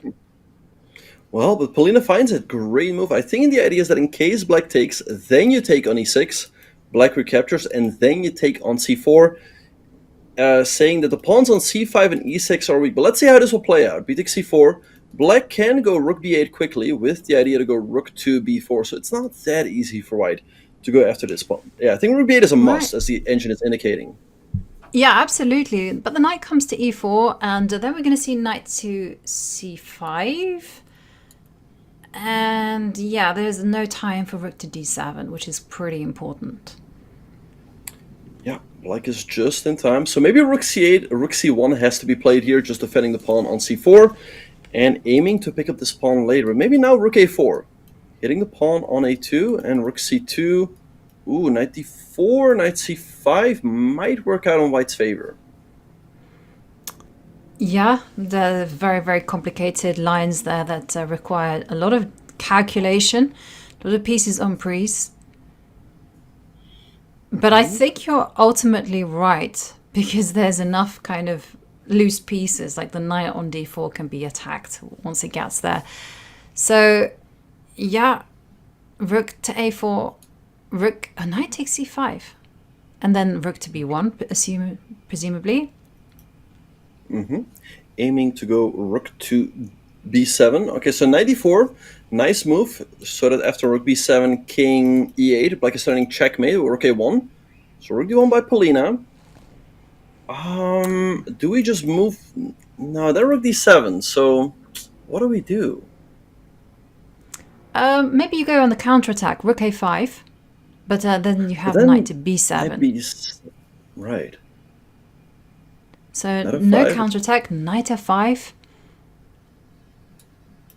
So check king e8. I guess this knight on f5 is doing a good job holding everything together. But I wonder, let's say after checking rook c7, maybe knight d4 back again. Yeah, and how do you untangle yourself from this checkmating idea? Because if you go moves like g4 just to give yourself some space for the king, then you're simply going to be met by pawn takes pawn, and we're going to see it in action. Knight to d4, how can the white king rescue itself from danger? Because if you go king to e1, then maybe rook to e2, rook to a1, you still have to defend f2. All right, so let's see. I like your idea of g4, creating some more squares for the white king, but it feels like after takes, and maybe like knight f5 or something. All right, go ahead. I was just thinking, if you do go g4, pawn takes pawn, you can set up this idea of going knight to f3, and then rook to d2, and set up this kind of checking thing with knight h2, knight f3, yeah. All right, so we see f2, f3 by Polina. Maybe now similarly, knight f5 with the idea to go here. a5, I think also a good move, because even if white takes the pawn on g7, it's not like white is advancing the pawns on the king side. So maybe Ju Wenjun can just give up this pawn. She has great activity. If the pawn reaches the a3 square, things get pretty dangerous for white, and it feels like black should always have enough counterplay with the knight jumping around. Yeah, knights do what they do best when they jump. And there we see the a-pawn advancing. I think I would chicken out and go rook a7. And then let that live. Ooh, wait, knight b3? Knight b3? Oh. Yeah, knight b3 wins. And we see Ju Wenjun leaning forward. She's like, what? And yeah, she finds a knight b3. And look at Polina. She must also realize now that she's in big trouble. And we see a head shake. Yeah. Came as a surprise to her. Rook to d7. Of course, that knight can be destabilized. And now it is just completely lost. 16 seconds, and there Ju Wenjun regains the lead. 3.5 against 2.5. 11 minutes and 24 seconds remaining in this time portion. And we see Ju Wenjun opening up with 1d4 again, and this time Polina switches it up with the Nimzo Indian defense. And Ju Wenjun going for the Rubinstein variation with e3, bishop d3. Now here black generally goes c5, takes on d4, gives white the isolated pawn, and follows up with b6. Yep. And I think this transposes also to lines in the Panov Botvinnik in the Caro-Kann. Queen to e2. Hang on a second. Isn't there like some long forcing line where it's a draw? Kinda. Yeah, so back in the day after rook d1, the mainline theory was knight d7, black would allow d5, and you get into an endgame where white is a tiny bit better, but this move h6 is kind of the new way to solve problems for black. It's, by the way, also recommended in my course, which is on sale, so check it out on Chessable. But yeah, h6, I think black is completely fine here. And yeah, tell us about your course. It is on the Nimzo Indian? Yeah, so it's a two-part course. Part 1 is on the Nim's Indian, and part 2 is on the Queen's Indian. So it's a full repertoire for black against 1d4. Excellent. And suitable for everyone? Yes, yeah. I saw you also made a great course on the Caro-Kann, correct? Yeah, that is like my unique selling point. Now I'm obsessed with this opening. So yeah, somehow or other, whenever I decide I want to learn new openings, it's the Caro-Kann that cries to me like a siren, and I'm like drawn to just analyzing that particular line. But there we do see bishop to a6 being played. Ju Wenjun, she knows her patterns. I love the way that she's just been prodding and poking the black pawn structure. And is this in your course, by the way? Let me see. Not anymore, but all of these types of positions are in there. Like often you play against the hanging pawns, so we see c4 here. I feel like black should be doing pretty fine. Black has the slightly better pawn structure, as black has 2 pawn islands. White has 3. White's not worse though, because white has a lot of activity in the center, also the bishop. So let's see how both players will navigate this position. Yep, and some nice stuff done by Ju Wenjun, c4 and d4 controlling the squares. I find that when you have this pawn structure with the white pieces, what's really important is not to rush with any pawn advances. In fact, just enjoy the extra space you have and just, threaten play on the queen side, threaten play on the king side. And one way that you can just move around on the queen side is you can go a4, a5. And then try to make the pawn on c4 a protected pass pawn. Right, so we see queen b7 by Polina. Alright, I guess she's aiming to go knight c6 to a5 to target the pawn on a4. So often an idea here for white is to move the queen out of the way, then go a4, a5, get rid of their isolated pawn and give black an isolated pawn on b6. But with the knight jumping to c6 and a5, it might not be that easy to do so. Yep, it's probably not easy, but on the other hand, the queen is on b7. So one thing that I have seen a lot of strong players do is that they've gone rook to d3, knight to e5, sack on h6, and Bob's your uncle. You have checkmate. All right, yeah. So, yeah, we'll see if Ju Wenjun will go for a similar plan. She goes queen e2. I don't know. To me, it seems like her moves are slightly indecisive. And, okay, we see knight e7 by Polina. Nice move, aiming to go knight f5, put some pressure on the bishop and the pawn on d4.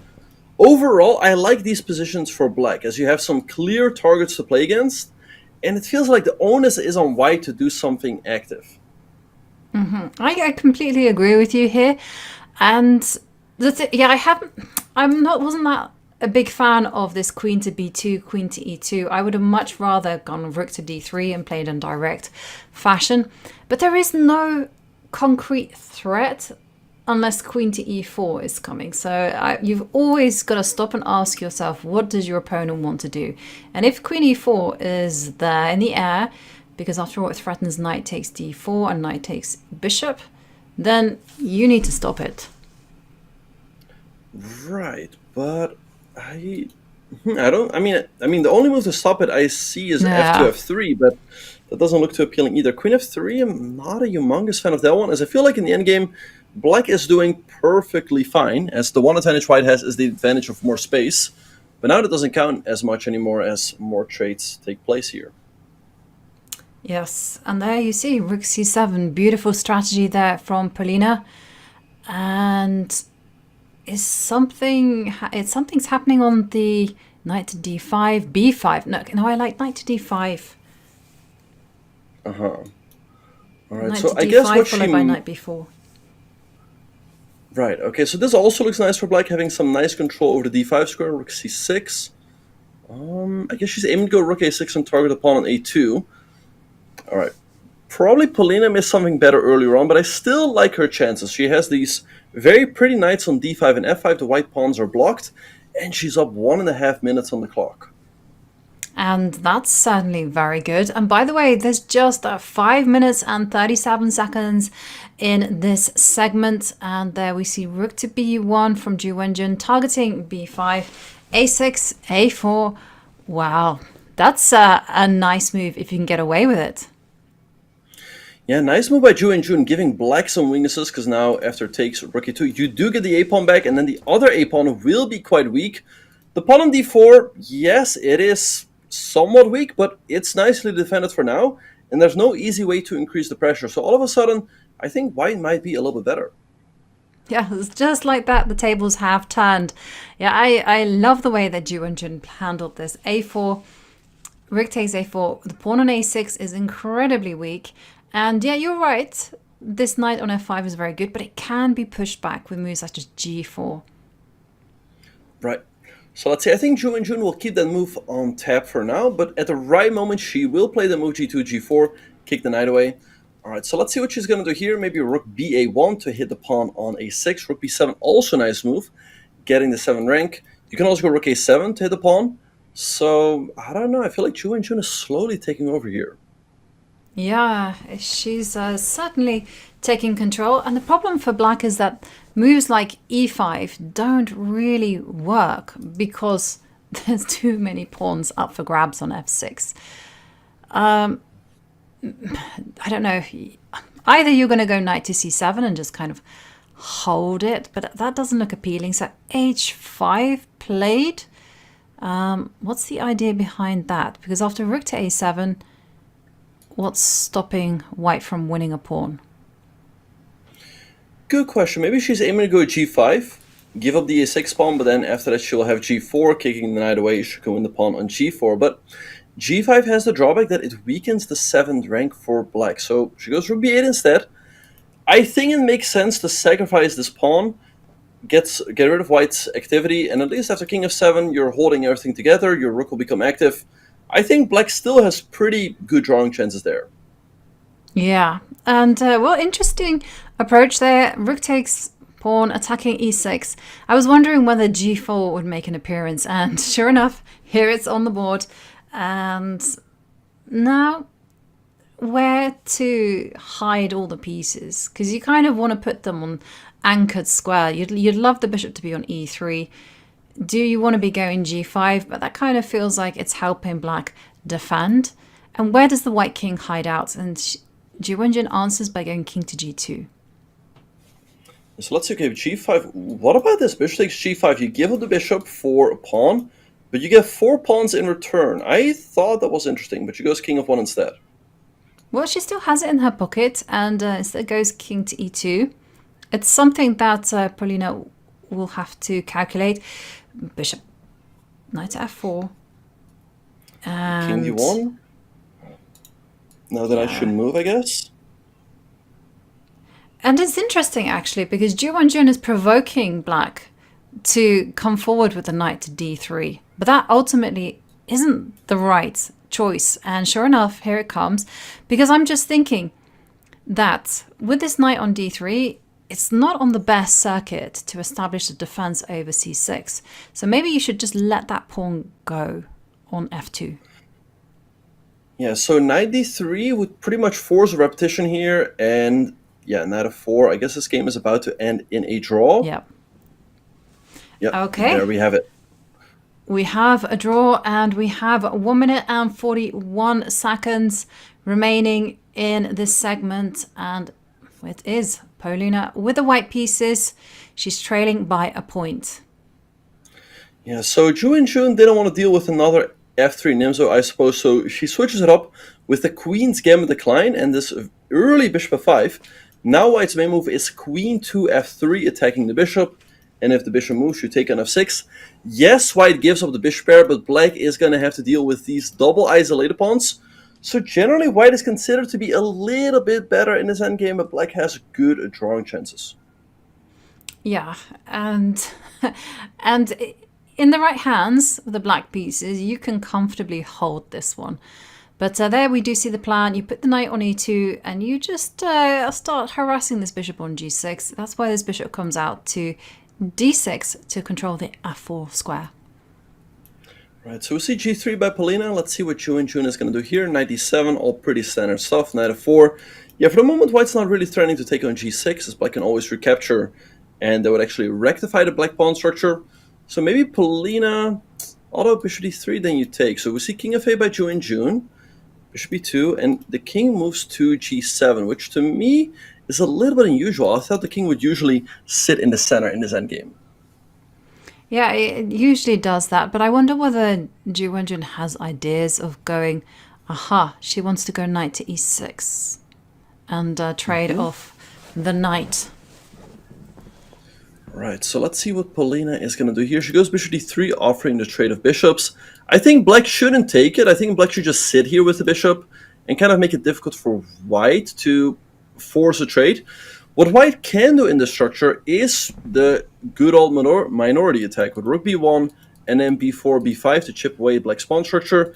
Black generally will play a7, a5 to make it difficult for white, but white usually just plays a3 to follow up with b4 anyway. Yeah. Do you think we're going to see knight to e6 from black just to trade off some pieces? Well, you would have to calculate bishop takes g6, and I don't know exactly how that plays out. Like, knight takes f4, bishop takes f7, looks problematic, so she trades on f4. I expect white to recapture with the g-pawn.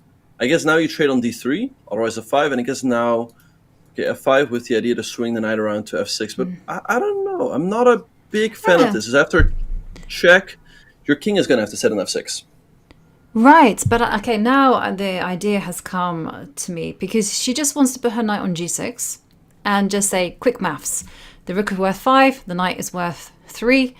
If I can tie the rook down to h1, I will then focus the action on the queen side.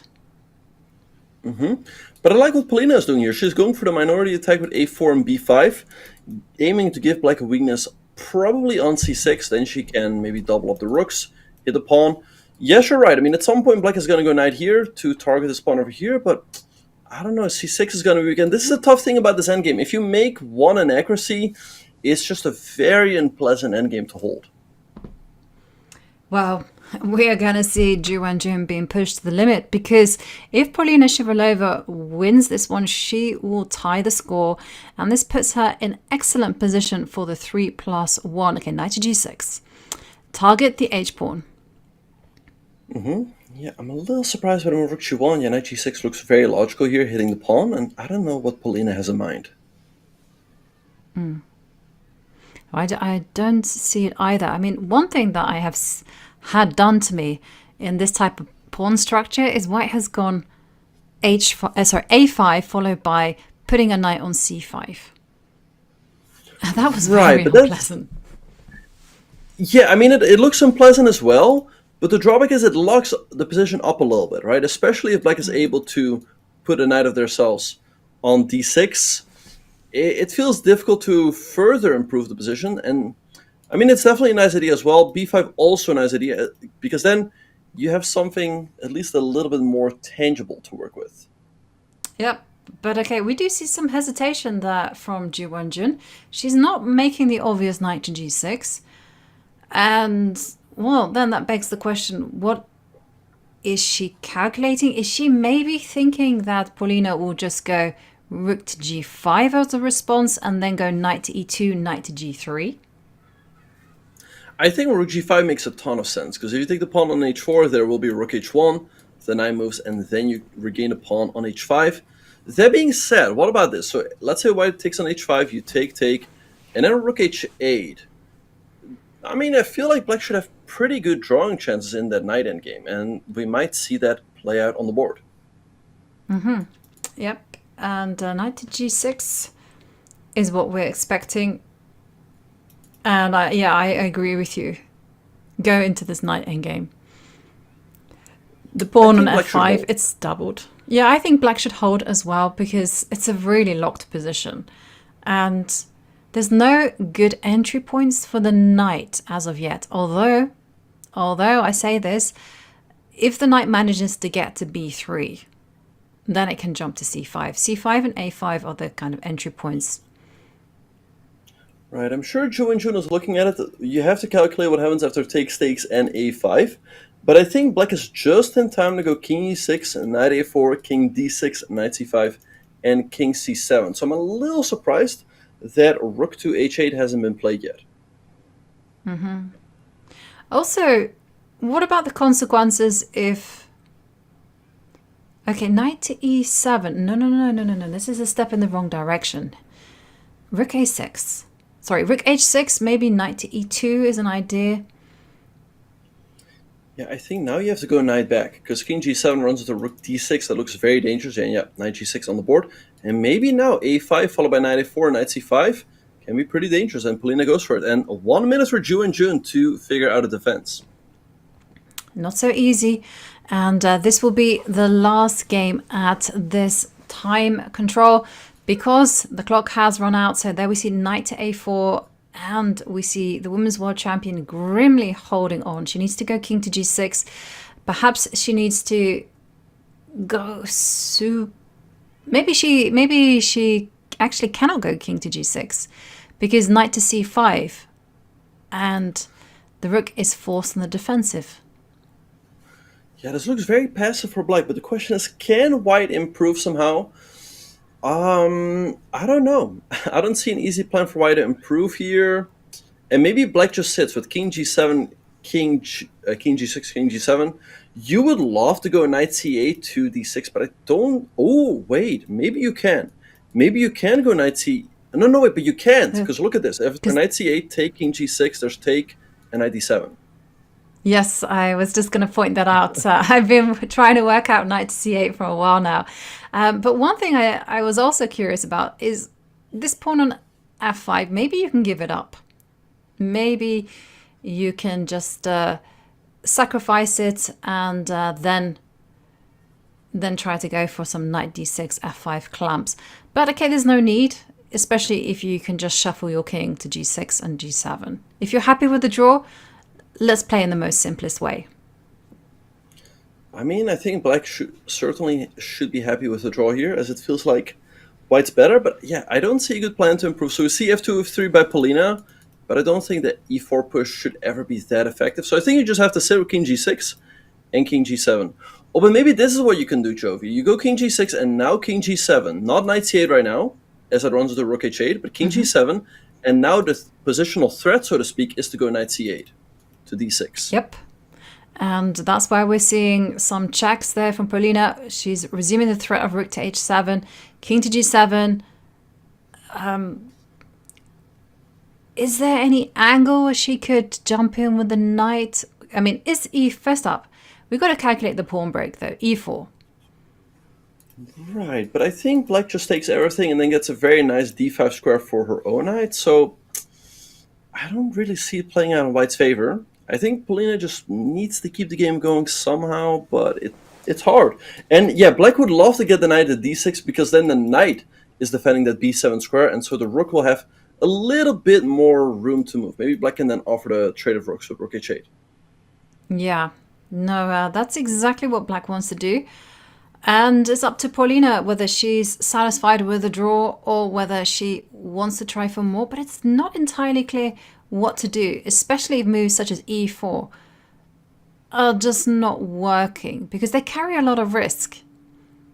But 27 seconds there for Ju Wenjun. Yeah, I'm sure Polina would love to go for the win here, but I don't... Wait, king g7... But I don't see a good way to do so, because, yeah, I mean, she is definitely better, she has more time, and she's behind in the match. So she cannot be quite happy with the draw here, but, again, I don't see a good plan to break through. So maybe we can revisit e4, because it's the only breakthrough in the position. So e4, take on e4, king takes on e4, and if you jump in with your knight to d5, then maybe king to f5 is dangerous, at the very least. All right, so after e4, takes. Oh, wow, a draw was agreed. That is quite surprising. I thought Polina could definitely try for more, but Ju Wenjun keeps her lead going into the 3+1 portion. Well, it is the closest match that Ju Wenjun has had so far. We have seen Polina, she has kept in touch with the magnificent Ju Wenjun, and there we see the score after the 5+1 portion. 5.5, 3.5, just a 1 point lead for Ju Wenjun, which means anything can still happen as we enter into the 3+1 portion. Well, tense game there to finish off the segment. 3+1. What can we expect from the shorter time controls, Benjamin? I think more of the same. I mean, so far, again, I feel like Ju Wenjun is just a better player, but Polina is fighting. She's fighting really hard, and that's why she's only behind by a point. So I think the games are just going to be a little bit faster. Yeah, both players will have to play faster, so we'll see who that is going to favor. So we're going to see exactly the same chess, but just sped up. Well, that is going to mean one thing. It's going to be Entertainment Central. We're going to go on a quick break, but when we come back, it is going to be 3+1 at the Julius Baer Women's Speed Chess Championship Final.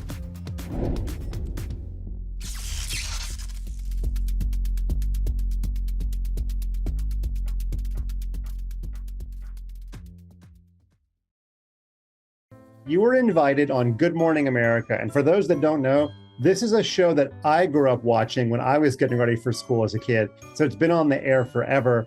Alice, how was that experience for you?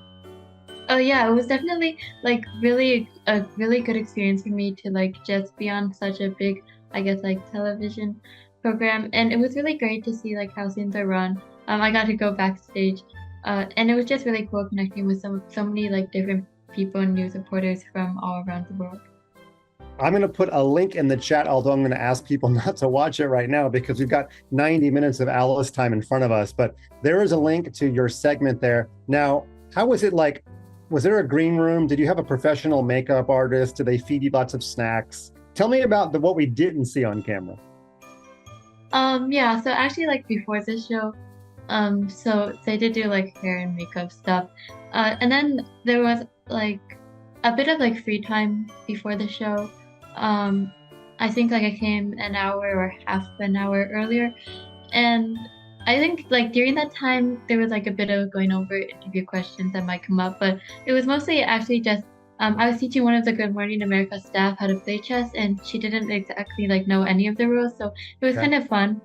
Just like teaching how the pieces are worth, how the pieces move, and that sort of stuff.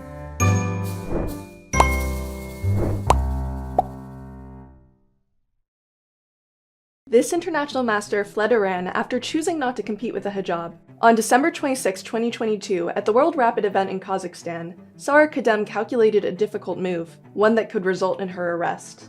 Kadem decided to remove her hijab to protest the death of Mahsa Amini, an Iranian woman who died in custody after being arrested for wearing a hijab incorrectly. This was not a decision she took lightly. Iran is her home, and she hopes to be able to return one day. But Kadem has never been one to stray away from what she believes is right. At just age 8, she medaled in the U12 World Championship. Rather than receiving praise for her accomplishments, she was critiqued by a teacher for using her intelligence on chess rather than other pursuits. This didn't deter Kadem, who had a stunning upward trajectory in chess. However, her rise was about to hit a block. In 2019, Kadem decided to publicly support the number 6 player in the world, Alireza Firouzja's decision to switch federations from Iran to France. So I think being in Europe will make things a bit easier, as you know, the traveling is a lot easier here. Her decision to speak out against this wasn't taken too kindly, and the young player was pulled from an upcoming tournament. Soon after, Kadem made the decision to step down from the Iranian national chess team to protest a recent action of her government. This and the global coronavirus pandemic halted her promising career, and for a while, Kadem stopped playing chess altogether. But nothing would keep her down. After choosing not to wear a hijab in late 2022 at the World Rapid event, Kadem was left in exile. Despite loving and having ties to her country, she could not return for fear of arrest. Playing in Almaty, there were many things going on in Iran. She now lives in Spain with her family, where she's the #1 female player. In January of 2023, the president of Spain, Pedro Sanchez, commended her actions and bravery on Twitter.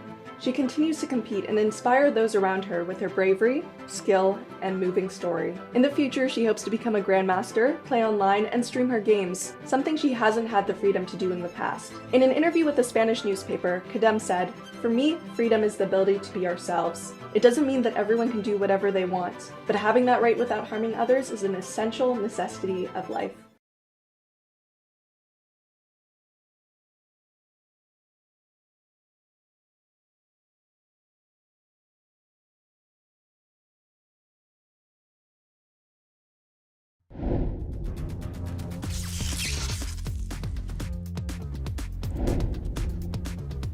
We are back with a 3+1 segment in the Julius Baer Women's Speed Chess Championship final. I'm your host, International Master Ivanka Hauska, and it has been incredible commentating alongside Grandmaster Benjamin Bock. Benjamin, we have now moved on to an absolutely exhilarating portion where time gets shortened and the players really have to step up their A game. What do we predict from this one? Yeah, like I said before the break, I think it's going to be quite similar to the 5+1 portion. I feel like only the bullet, the 1+1, is where you really see a different pace of game. I feel like Ju Wenjun should have the upper hand in this portion. Polina, again, is going to fight. Of course, it's going to be faster. And I wonder who that is going to favor. I feel like Ju Wenjun has good instincts. So she just needs to trust that instincts and play quickly. Yes, well, we can check out the stats from Smarter Chess and see what they predict for this particular segment. So we did see it is a 1-point lead in the 5+1 portion for Ju Wenjun. And here it says it's going to be absolutely equal with 4 games each. Do we agree with that?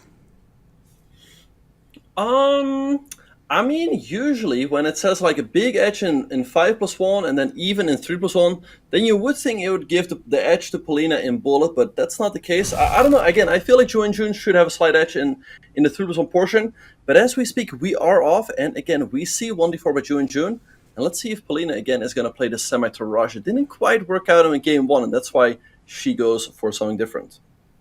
Yeah, she goes for this knight bd7 variation of the Queen's Gambit declined. And it's designed to fight against bishop to f4. And instead we see exchanges and the bishop coming out to g5. Bishop goes back to h4.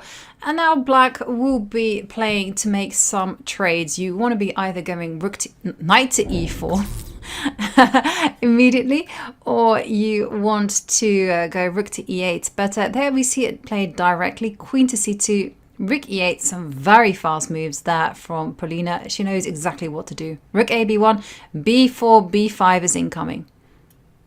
Yeah, knight e5, also a nice move by Ju Wenjun, stepping the knight in the middle of the board. Okay, so let's see what Polina is going to do. The knight in e4, I don't think it's currently under attack, as after white takes everything, there will be f7, f6. Bishop f5, a very solid move, as f2, f3. I think black just can take on c3, for some more trades, and black is extremely solid always in these Carlsbad type of positions. Yes, it's difficult not to crack, and there we do see black hasn't done anything wrong. You know, they've challenged for the center. They have now good pieces. The bishop is out there on f5. It's participating. Usually it's saddled there on c8 with no roll. And I think Polina can be very happy with the outcome of this opening. She, I think, has more or less equalized. Yeah, and I think so as well. She already traded off one bishop. We might see some more trades here. We see rook fe1. Okay, so let's see what Polina should do here. She goes g6, defending the bishop on f5 once more. Maybe aiming to go knight d6, but Ju Wenjun very quickly goes f3 to create some play in the center. I like it. I like it too, but I also really like this response of going knight to d6. It's the perfect square for the knight. Rook to b8 there from Polina. e4 incoming. It's an interesting kind of position because actually you don't really want to be going d takes e4. You want to be standing with the tension in the middle of the board, because d takes e4 will simply help white go f takes e4, and suddenly there's an f line opened up for white to attack. So just wait, and Polina knows exactly what she's doing. She's so quick. Yeah, she plays so quickly, and she's almost up a minute on the clock, so hey, maybe the 3+1 portion gives her better chances. King g7, again, she's thinking on Ju Wenjun's time, so that as soon as Ju Wenjun moves, she has a response ready. Rook 88, tricky move, threatening to take on e4, and then the d-pawn would be pinned, so rook takes c5 would win the game. I like what she's doing. I think you're absolutely right. Don't take an e4 too early, as that's only going to help white with the half-open f-file. Yep, and well, necessary move there from Ju Wenjun. Queen to e3, b6, perhaps preparing c5, breaking open the position. And there you can see that things are not going Ju Wenjun's way because she's just moving the rook b1 to d1. Now the queen comes to f4. And there's a trick on the position. Hang on a second. There's knight takes g6. Knight g6 is a threat indeed. Alright, so let's see what Polina is going to do. Taking on d4 makes sense. Queen c2, there's just rook d2, so that doesn't seem to do a whole lot. I don't think there's a tactic, but she surely must be looking for something. It feels like there might be something in this position right here.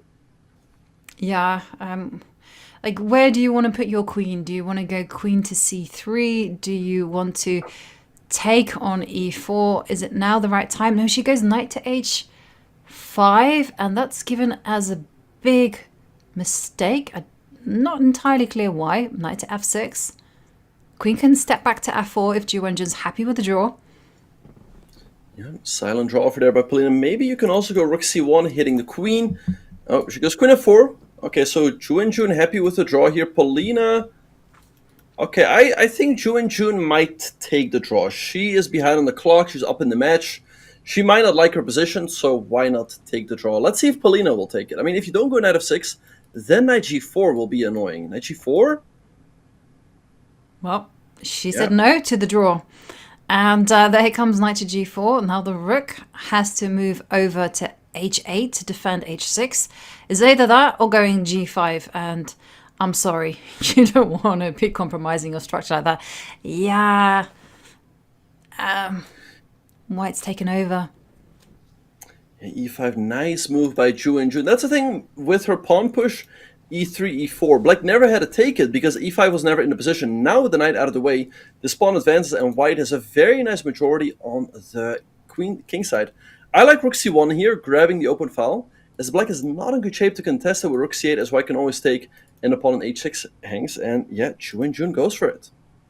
Yeah, and it's such an elementary plan as well. You can just park up your rook to c6, double on the c line, and you can even sit there pretty with your knight on f6. And there you go. It's on the board.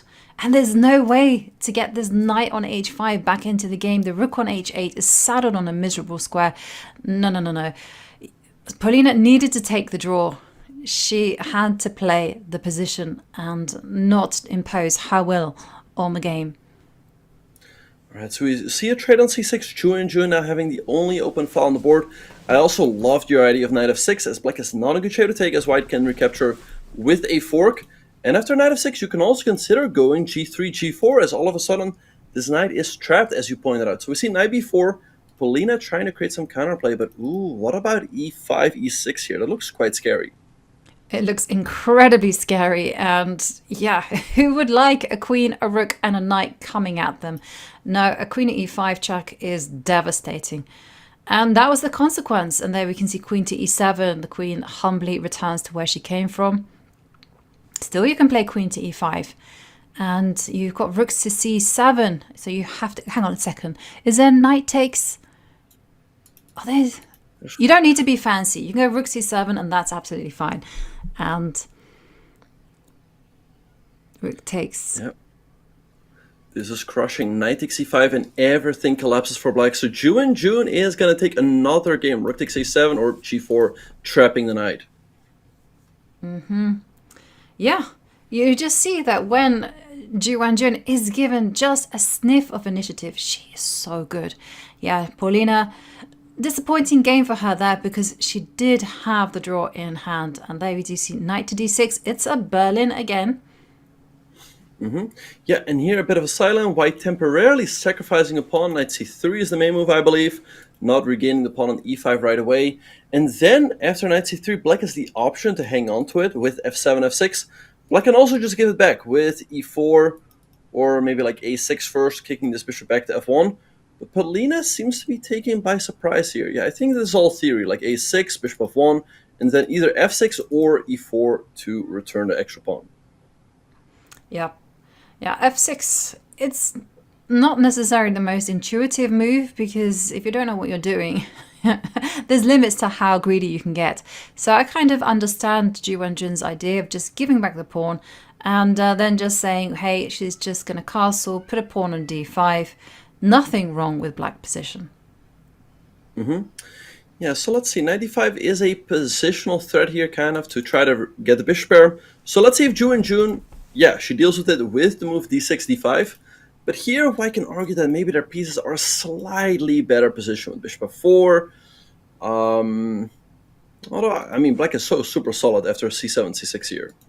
I was going to say that, after c6, you can't argue with a Slav and Caro-Kann player that the pawn structure is bad. Yeah, and Caro-Kann players are like, hey, I have my pawns on c7, c6, and d5. I mean, why is black not winning here? Exactly. Light square strategy rules. So bishop to b4 played. A nice idea there from Ju Wenjun. She's threatening bishop takes knight, and potentially she has ideas of going knight to d6 again. Nice strategical play. And no threat on h7 for the time being, so she can just continue with her idea of just solidifying the center. Wow, rook to b4. Yeah, rook b8, but I quite like Polina's position. I feel like these two bishops are quite powerful. Queen h5, threatening checkmate, so black saw themselves forced to go g6, creating some weak dark squares around the king. Queen h4, okay, aiming to go queen f6 and bishop b5. I feel like she was a little bit quick to give up the bishop for the knight on c3, as it looks like white's got a pretty nice advantage here. Yeah, somehow it's just very difficult for black to untangle because of this pressure against b7. And there we see bishop h6 attacking the rook, given as a questionable move, but it does force black to play rook to f7. Doesn't seem to be anything too bad with that, but I guess the bishop on h6 is perhaps misplaced. Maybe it won't. Where did it want to go though? I'm confused, Benjamin. Well, I just like the bishop on f4 because it was always putting pressure on the knight, as the knight is a very... Oh, wait, by the way, she has a little tactic. She can take this pawn on a6. I don't know if it's good though, but hey, at least for the moment, it's a free pawn. Maybe black goes like rook a8, takes and takes an a5, and argues that the bishop on b7 is a little bit stuck. Yeah, but even then, the tactics kind of continue. So h3. So, yeah, but Polina, Ju Wenjun. So I can see now that she was threatening bishop takes a6, but she wanted just to tuck her king into h2. But can she do it now? Bishop takes h6, and then after rook a8, bishop takes b7, and yeah, you don't have bishop c6 at the end of things. You also have queen c6 attacking the bishop. If the bishop moves, then queen takes c3, hitting the rook, hitting both the rooks on e1 and b4. So all of a sudden, Ju Wenjun taking over here. She's also up a minute on the clock.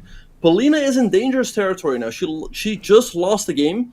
If she loses another game, the match can slip out of her hands. Yep, we have seen that it's so difficult to play with 3-4 point deficit, and again, very clever move there from Ju Wenjun, rook to e8. Yeah, I'm with you here actually, because if for some reason white gets nowhere on the king's side, then this pawn on a5 is just insufferably weak, and this knight on d6 is beautifully placed, ready to jump into c4. And e4. Yeah, so Polina doesn't necessarily mind the trade of bishops, but she wants to trade on her terms, because if black takes, you can recapture the pawn, and you still cover the c4 square. She doesn't want to take herself, because then, as you pointed out, the square on c4 will be terribly weak. The pawn on a5 is probably going to drop very quickly. So Ju Wenjun should be better here, but she's figuring out how to continue. I mean, I'm sure she would love to go rook fe7, but that hangs the pawn on f6. So she goes bishop e4. Interesting move. Yeah, but again, bishop to e4, very interesting. Again, inviting the trade on their own terms. And queen to f4, improving the queen. Again, very tense position. King to g7, that's kind of inviting queen to h6 check, but it doesn't really do too much other than give a check. All right, so we see a trade on d3, rook fe7, now Ju Wenjun fully contesting the e-file. Let's see what Polina is going to do here. She's down on the clock, and it's a little bit worse, so she's with her back against the wall. Yeah, I'm very worried for Polina's position, because the queen can come to a4, start diving into c2, not to mention that the pawn on a5 is under fire. But okay, for the time being, that was a dreamland, because the pawn on f6 is being attacked, but a counterattack there from Ju Wenjun. How do you defend d3? You have to go... I don't know. Okay, Rook e1 apparently e1. has to go. Okay, I guess you take, and then maybe you capture the bishop, but it looks worse. Okay, rook e1, she finds with 4 seconds on her clock. Yep. Okay, queen takes d3 met by queen takes f6, and white has enough checks to perhaps annoy black. But the clock situation is so worrying. Can you go king to g2? I like the move. Just step up the king, defend the pawn on f6, and pass the ball pass the ball back to white with 6 seconds on the clock. And 6 instead. G3. Ooh, knight f5. Knight to f5? Maybe? I guess. Yeah. Oh, no, but this is so scary. Queen to e3, check. But so why is that so good? So c6, king e2. Right? You take Polina on hanging d3. on here. Oh, just take the pawn. Okay, now this should be a draw. Queen b8 as black can barely move. Yeah, black is forced to defend. But okay, Polina trying for more. That's gutsy play when she only has 6 seconds left on the clock. And queen to a8. How can white make any improvement here? You cannot. Well, she's slowly but surely taking squares away from the black queen, but still should be a draw. The white queen is a little bit more active, but I feel like Ju Wenjun should hold. Take it? I would just take it. Yep. And she does. Give a check. And Polina just 3 seconds on the clock, Benjamin. Yeah, this can still go either way as both players have... Oh, there goes f6. That's a big pawn. Queen e5 maybe? Oh, no. Oh, there goes... That's a important pawn to grab. And another one. Throwing some checks in. Oh, there was queen b8 and queen takes b7. Queen a1 now and takes on d4. Should be a draw. There's queen c8. There goes the b7 pawn. And maybe the c6 pawn. Oh, but then there should be a perpetual. Well, we're going to Queen find f4. out. King to Queen g1. e3. Will the king go running? Polina trying. She's going for the win. But I think it's Queen just a to draw. e4. Queen e4. Is there a way out? I don't think so, but she's trying. Check. King h4. Okay, queen f4. She can block with a pawn. At least And keeping the queen game to f2. going. And king up. She's got to move. She's got to move. d4 seems fine. King up. King She's up. got to be careful. Checkmate. Queen f2 is checkmate. Oh, got him up, got him up, got him. Oh, Ju Wenjun winning on time there. And wow. 3-point lead there for Ju Wenjun as that game went down to the wire. Bishop to f5. Polina needs to recover. It's not been a great outing so far with the 3+1 portion. What a heartbreaking loss for Polina. She tried so hard to keep that game alive. She tried, but in the end, she loses on time, and it's Ju Wenjun taking a 3-point lead. I mean, it's still early, Yovi, but 3 points is quite a lot. 3 points is a lot because the bullet portion will go by in a flash. And the thing is, when you're trying to just bite down on a 3-4 point deficit, you know that you have to play quickly, and that's just gonna cause or induce more errors. And there you see Polina just advancing the a pawn. I like this strategy, just asking questions. Hey, what are you going to do about the c4 pawn? And Ju Wenjun says, I will trade on d5. But on the other hand, this bishop on b2 is an awful, awful piece. Yeah, I don't like this opening at all. I mean, I like it a lot for Polina. The computer doesn't seem to like b5. Maybe because this pawn is a weakness, because black is not in time to go knight b6 and knight c4. Because she's going to have to make she's going to have to put the queen there. And now Ju Wenjun can go bishop f1 quickly to target that pawn, and that's what she does.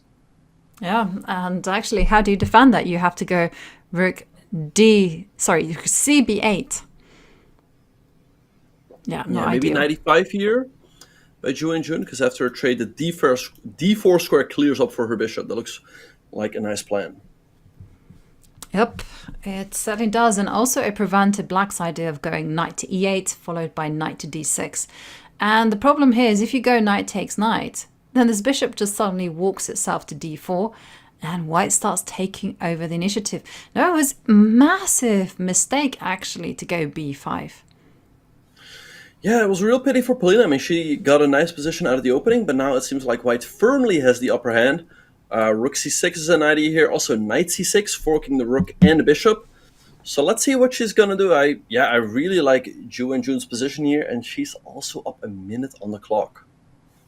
If she wins, she's going to extend her lead to 4 points.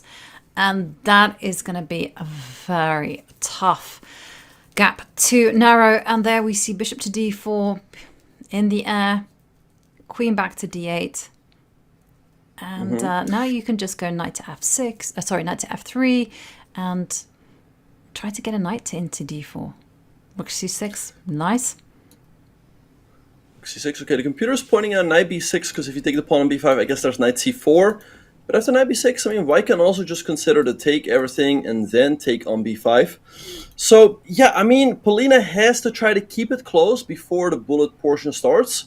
But even in the bullet, I mean, Ju Wenjun has been holding her own in these time scrambles. So it's not like I expect Polina to run away with it in that portion. No, I completely agree with you. I mean, we saw it yesterday, for instance, against Katerina Lagno. Katerina Lagno was like the bullet queen. And we saw, in fact, Ju Wenjun extend her advantage. And there you see rook to b7, rook to c1. And now we see 30 minutes and 8 seconds remaining in this 3+1 segment. So plenty of time for Polina to recover. Right, so let's see what Ju Wenjun's going to do. Maybe e4 with the idea of takes, and then the knight can jump to the d6 square. Makes some sense as well. She knows she's in a great position here, but it's never so easy to put on, to further improve. Yes, I mean, black does have a plan, which they would be dreaming about. Like, somehow or other, get this bishop to b6. But it seems to be mission impossible to even get that far. So, okay, we see some trades. And yeah, of course, you cannot allow a knight to sit on d6. So bishop takes knight and now knight to b6. But the pawn on b5 is going to be hanging. Free pawn? Yeah, I think she can just take it. I don't see what black can do there. Yep, it looks great. And yeah, the big problem is the pawn on a4 is also weak as well. 40 seconds. Take another one? I would. At 32 seconds for Polina, and her position has fallen apart. Just Ju Wenjun giving us a masterclass in how to exploit a weakness. Bishop to b3 was the response from Ju Wenjun. Queen to d7. Okay. And so tempted to go. Yeah. Queen d3, keeping control of a3. Yeah, defending the a3 pawn. It's really hard for black to move here. It's hard to suggest something in case the bishop f8 was played. Trying to hold on. All right. Maybe just king g2. Yep, slowly but surely improving the position. Yeah, white's up 2 pawns and black doesn't really have anything to show for it. Yep, and there we see the queen kicked away. Also, like you can just take your time in this type of position. And there you see her queen to f3, targeting h4. So Polina, she's really trying to mix things up. But ultimately, she is 2 pawns down, and it's very difficult for black. And there you see, offering a trade of queens, 12 seconds. Can't accept. Yeah, and Ju Wenjun does such a great job at these positions. She just keeps full control, slowly but surely, tightens the screws, and doesn't allow Polina any counterplay. h5 here, and yeah, there she goes. Yep, and h5, h6, devastation incoming. Polina doesn't have too much time either, just under 4 seconds. How to handle h6, yeah, rook takes. Okay, but she doesn't find it. I mean, everything should collapse now. Taking f7. Rook takes g6. Yeah, and is there a win? Yep. Yep. And now queen h4. Again, another masterclass by Ju Wenjun as she opens up a 4-point lead. Polina is in a tough spot now. She needs to strike back very quickly. Yes, and there we do see bishop to b5. And it's likely that the players will be having a break after this game, which may be great news for Polina, because then she can just shake it up, do something different, and just come back feeling re-energized. That's exactly what she needs to do, just adjust her mindset. And there we do see bishop takes knight, d5, and it's important for Ju Wenjun to maintain the tension. Do you think if Polina can win this game with the white pieces, that she might be able to narrow this gap that she has against Ju Wenjun? I mean, well, of course, if she wins this game, she'll narrow it down to 3 points. But it's tough. It's tough because it seems like Ju Wenjun is just a better player. So Polina, of course, has her chances in these fights, in these complicated positions. But there are always going to be games where Ju Wenjun simply outplays her. So honestly, it's going to be really tough. And I mean, that's nothing to be ashamed of. Again, Ju Wenjun is a 4-time women's world champion. Her classical peak rating is over 2,700. She's, I think, 2,560 or so right now, close to 2,600. So she's just a boss of a player. So it's, yeah, I mean, and that's what we're seeing right here.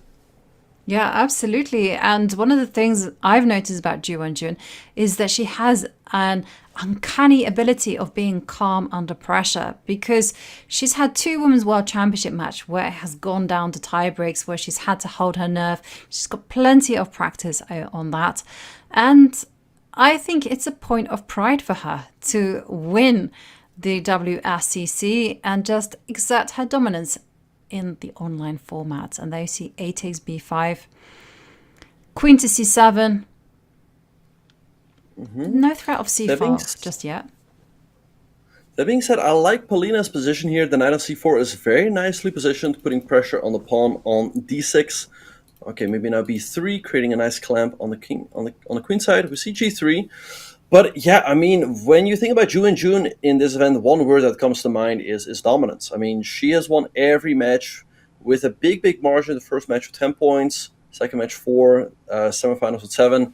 And here she might also win with another big margin. It's looking that way. And, well, she does have some difficulties in this particular position because Polina does have ideas such as, okay, I was going to say queen to e3 followed by queen to f4, targeting the d6 point. Now rook to f. Oh, it's so close. Is there any rook to f6 business? Maybe, but she goes rook f4 instead, defending the pawn. Also looks good. So yeah, now Ju Wenjun's going to have to defend. There's no active ideas for black. It's a really miserable position. But you know what they say, bad bishops at least defend important pawns. It's defending b6. It can defend d6 as well. Black's going to have to be passive for the moment, but it's not going to be that easy for white to break through. Yeah, exactly. And it's going to be very frustrating for Polina because she knows she has a good position. But the problem is when it's not clear cut is you burn time on the clock. So there we see rook to f2. Maybe she's setting up queen to f1. And Ju Wenjun, queen takes b5 also on tap. But look at this. If black captures the pawn on b5, there's rook takes f7, because after takes, king takes, then there's knight d6 and you win the queen. So perhaps that's why she goes f6 here. Very nice. I also like how both these players, they are so good at spotting those cheapos, those quick tactics. So f6, and also f6 kind of makes a mockery over the battery that white has with the rooks. And there we see knight to e3. Is the knight gonna try to find a home on e6, like king h2, knight g2, knight f4, dreaming about e6? Yeah, we'll find out. Okay, so bishop c7, Ju Wenjun hanging in there. Oh, I like g4 here. Okay, c4 instead. I mean, at some point you have to open things up. Yep. Well, she's maneuvering with the knights. And I do feel that this is a good strategy in these type of closed positions. You know, keep your opponent guessing. Okay, knight to h2, given a miss. But rook h8 in anticipation of g4. Just keep on waiting. Knight to g5 in the air. Right, okay. Queen c3, setting up knight g5, so I think you have to move the king to g8 or h7. Yes, and Ju Wenjun ticking to under the minute, and she steps back.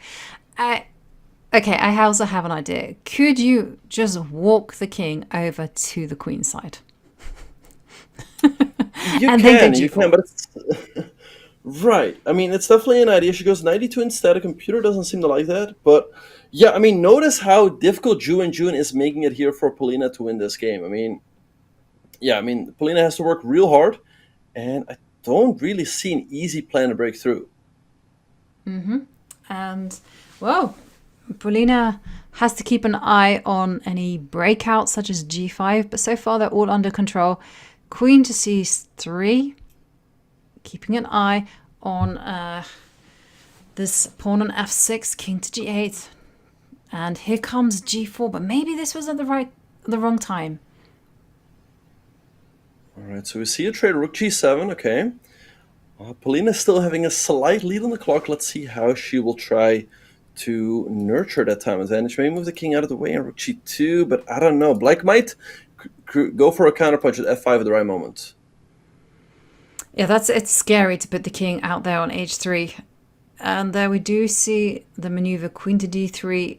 Maybe she's got dreams of going e5, and f5 is the breakthrough from Ju Wenjun.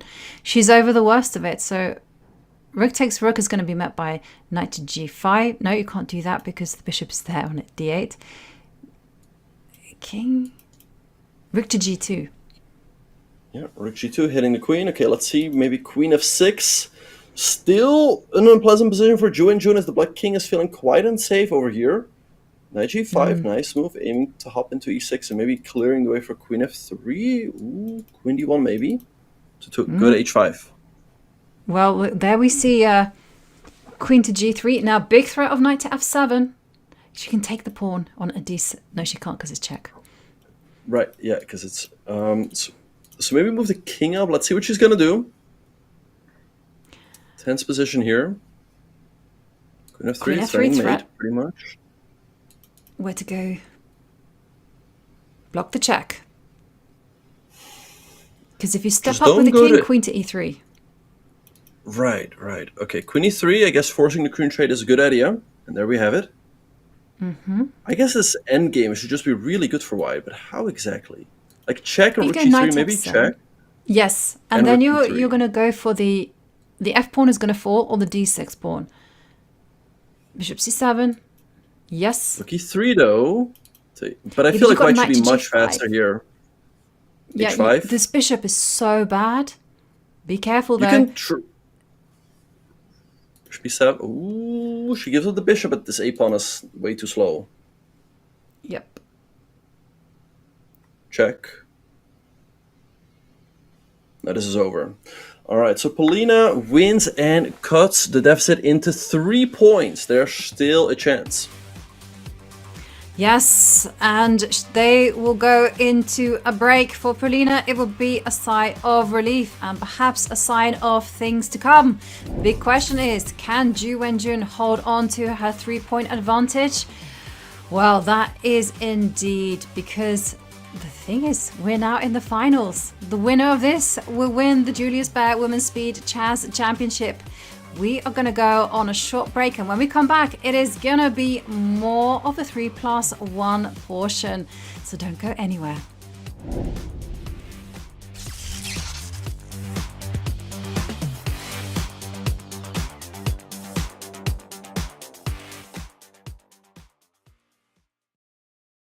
Could you imagine overcoming an autoimmune disease to win a World Chess Championship? Grandmaster Valentina Gunina earned a championship crown, all while facing lupus, a disease that causes inflammation and fatigue. With Gunina's energy affected, it turned out that the quicker blitz format was perfect. But against a field of top players all fighting for the crown, the odds were stacked against her. That's when Gunina made a statement, scoring an impressive 14 points out of 17. And winning her second World Blitz Championship. Gunina said this following her victory. Вот, но бывает, что меня вообще выключает.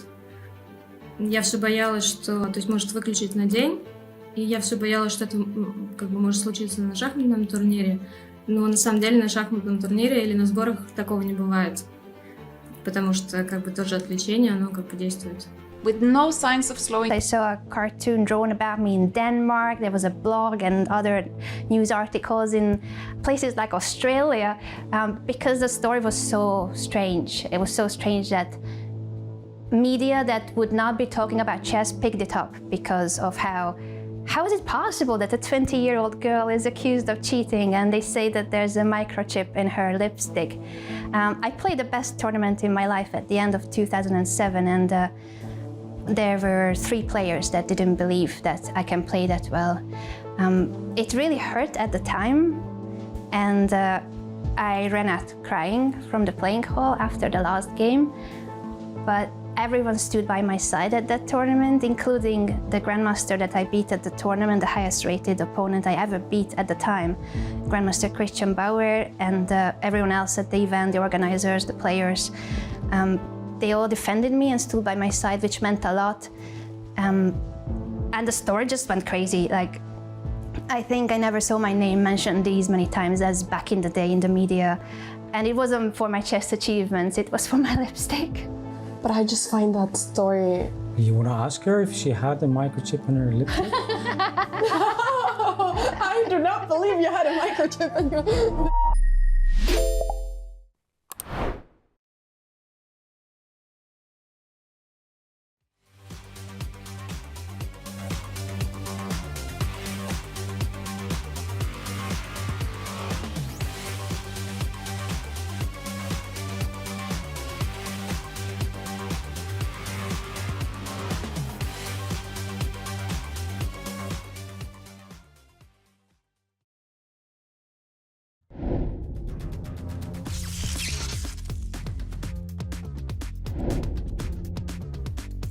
We are back with the 3+1 portion in the final between Polina Shuvalova and Ju Wenjun of the Julius Baer Women's Speed Chess Championship.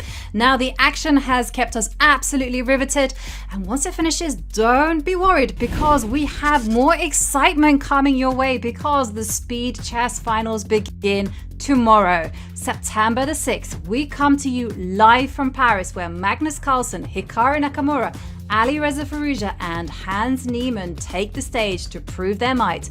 This show begins this Friday at 10 a.m. Eastern or 4 p.m. Central European Time with commentary from Robert Haas, Daniel Naroditsky, James Canty III and Levi Rosman and Danny Wrench. Use !SCC in chat for everything you need to know. Ooh, that one is gonna be absolutely explosive, but maybe not quite as explosive as what we're seeing in front of our screens right now. Polina Shuvalova, she is trailing by 3 points. Can she make the comeback? Well, we are gonna be seeing as the games are about to resume. Yeah, I think the last win was really important because it was a very clean win by Polina. She was always in control, kept the pressure on Ju Wenjun, and managed to score the full point. It was not like a slippery win in a complicated position. Again, like I said, she had full control. So that must definitely give her some confidence that she can win more of these games and that she can keep the match close with Ju Wenjun. That's absolutely imperative here. She cannot let Ju Wenjun go into beast mode and start extending that lead to 5, 6, 7 points because that is absolutely insurmountable. But we're in the final segment of the 3+1. The games have begun and Ju Wenjun, she switches from this d4, c4, e3 business and goes for, I think it's like a neo-Catalan. Yeah, so cd4 here. All right, so knight d7 or knight f6 is an option here for black. So let's see how Ju Wenjun will continue here. Black is considered to be very solid, but white can hope for a very small advantage here. Yeah, I mean, there's some great things for black in that the bishop has come to b7, challenging its counterpart on g2. And she's also been very quick with c5. And once again, it's all going to hinge on development. You know, if white can get the queen to e2, the rook to d1, that's pressure in the center. And there we do see bishop to e4 being the response. Queen to e2 would be my automatic move and indeed played by Ju Wenjun. Yeah, bishop b4 is a slightly mysterious move to me by Polina. Now we see a trade on d4. I feel like white is considered to be a little bit better here. The rook can move to d1. The queen often moves over to f3. I think even here, you go into the endgame and you bank on the fact that sometimes one of these squares becomes available. Mm-hmm. Yeah, and there we see f3 is the pushback from Ju Wenjun. Queen to b7. And yeah, you were talking about squares becoming available. I can see a white knight arriving on b5 and depositing itself on d6. And that would be very, very scary. This bishop on b2 is so much better than its counterpart. So Polina needs to find a way just to liquidate this pressure ASAP. It's not easy at all to do e4. Rook f8, good move by Polina, bring the rook into the game. All right, maybe just knight b5 here. Like you said, knight c2 looks kind of passive. Oh, very interesting move there. I wasn't expecting it. All right, h6 by black, knight ce3. Now, I mean, b5 could be annoying at the wrong moment, as you're going to have to move the knight to e5. Okay, I mean, I guess knight e5 is still fine for white. Yeah, it's more than good enough, but... yeah, it's just one of these very tense positions where if black makes too many active moves, they're just going to saddle themselves with weaknesses. Whereas white's plan of attack is probably at the right time going knight to g4. And yep, sure enough, it appears on the board. All right, so let's see what Polina is going to do here. We might see a trade.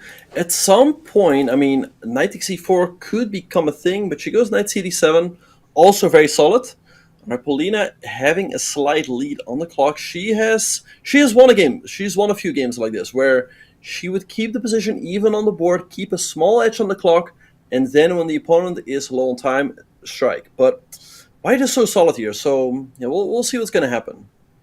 Yeah, and some more maneuvering going on. Maybe Ju Wenjun has ideas of going h4, g4, and g5.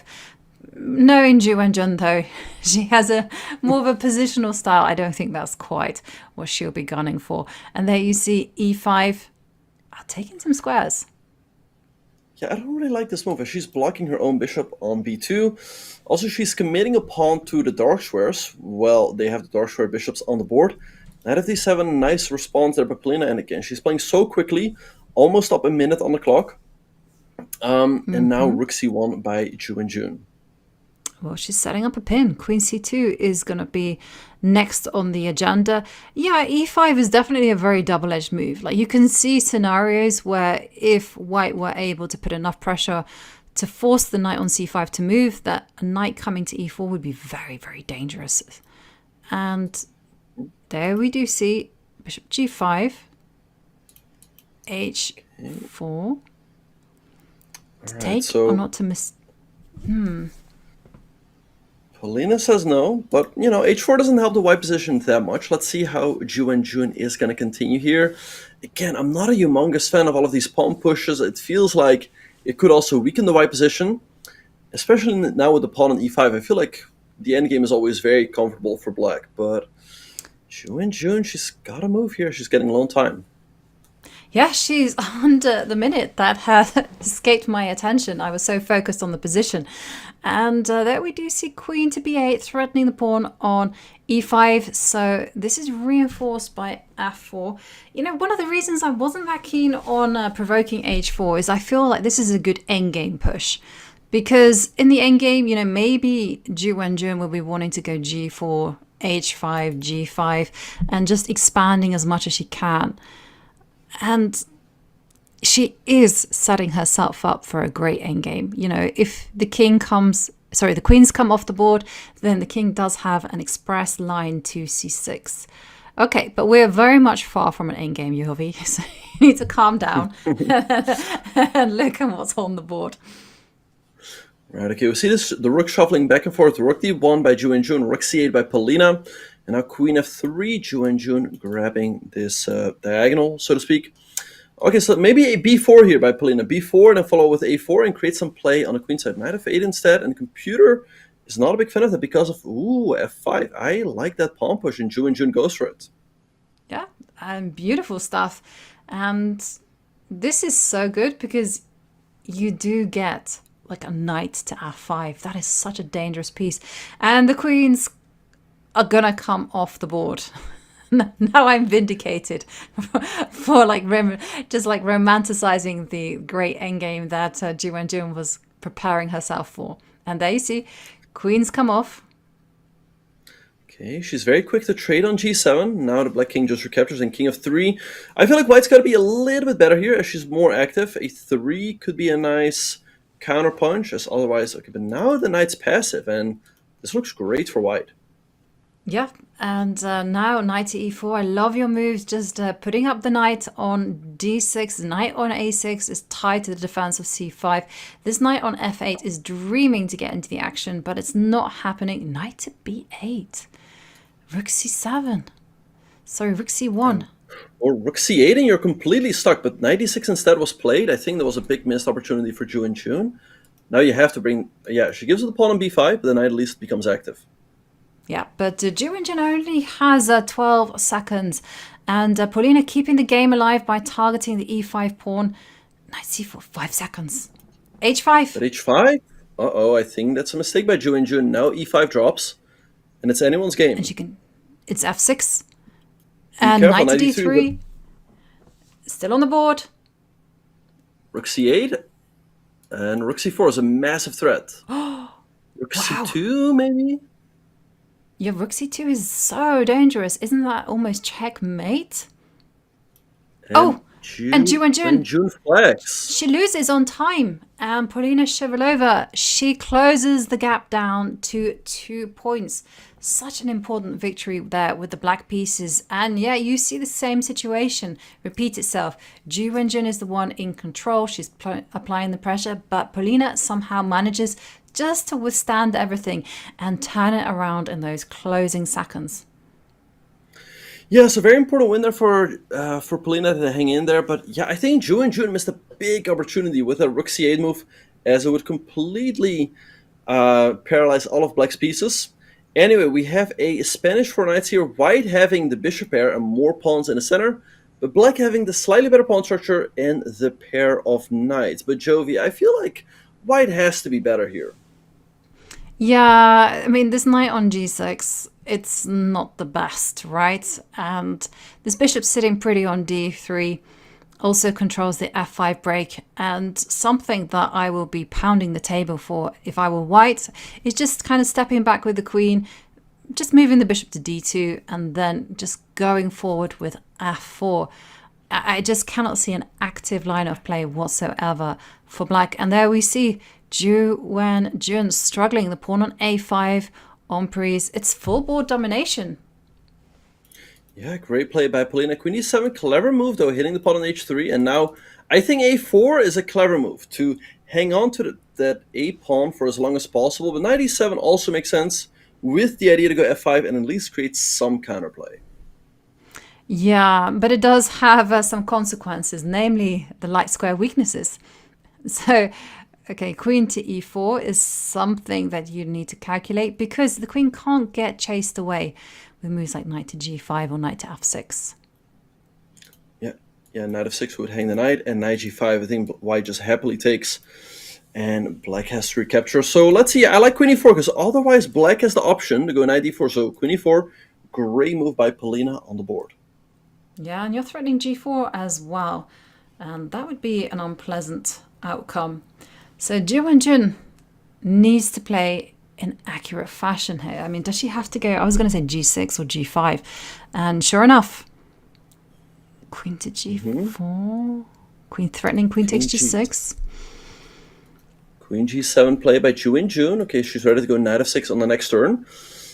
All right, let's see. I mean, a win here for Polina would go a long way, as then all of a sudden she has cut a 4-point deficit into 1. She's got a great position to do so here, but Ju Wenjun for now is defending really hard. Yep, and Polina will be calculating furiously because, yeah, after knight to f6, you do have moves such as knight to d4 once the queen is driven back. So rook a5, okay, c3, okay, controlling the d4 square. Alright, so I guess knight of 6 here, and then the queen will drop back to d1 or e2, I suppose. And black still... Can you... I guess e4 is too much, yeah? Or... Okay, rook a8 with the idea of e4. But then, can white go bishop to e4? Because it's really scary to allow black to get active. Wow! Polina just playing rook a1, allowing e4. Just banking on that e4, e3 is going to be super dangerous. But first timeout, rook to e7. Now she can go e4. Right, so e4 and e3, maybe. Does it work, though, is the big question. You can also prepare it with maybe rook fe8, but then white can block it with bishop to e3. Yeah, maybe a good idea to prevent it. Again, I think you should go for it with e3. Okay, so clever move by Polina to stop it. What is the plan now for Ju Wenjun to create counterplay? Well, maybe she... What's she doing with the knights? Maybe knight takes bishop. Okay, knight... Okay, that's you? Oh, sorry, that's my move. I wanted to draw an arrow. But anyway, king h8 is played. Rook a6.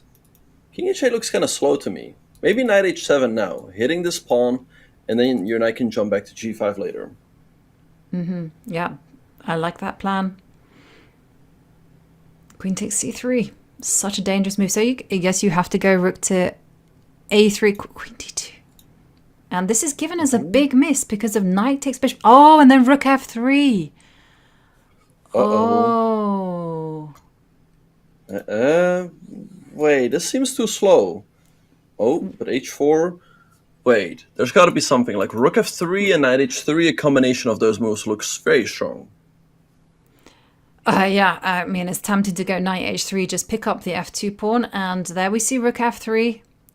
Yeah, it's turning furiously in black's favor, sorry. And then knight h3 is coming. Queen takes c3 on tap. e3 is a beautiful demolition job as well.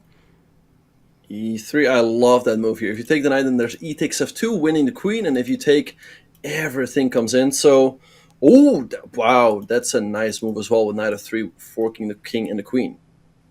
Yep, beautiful play there from Ju Wenjun.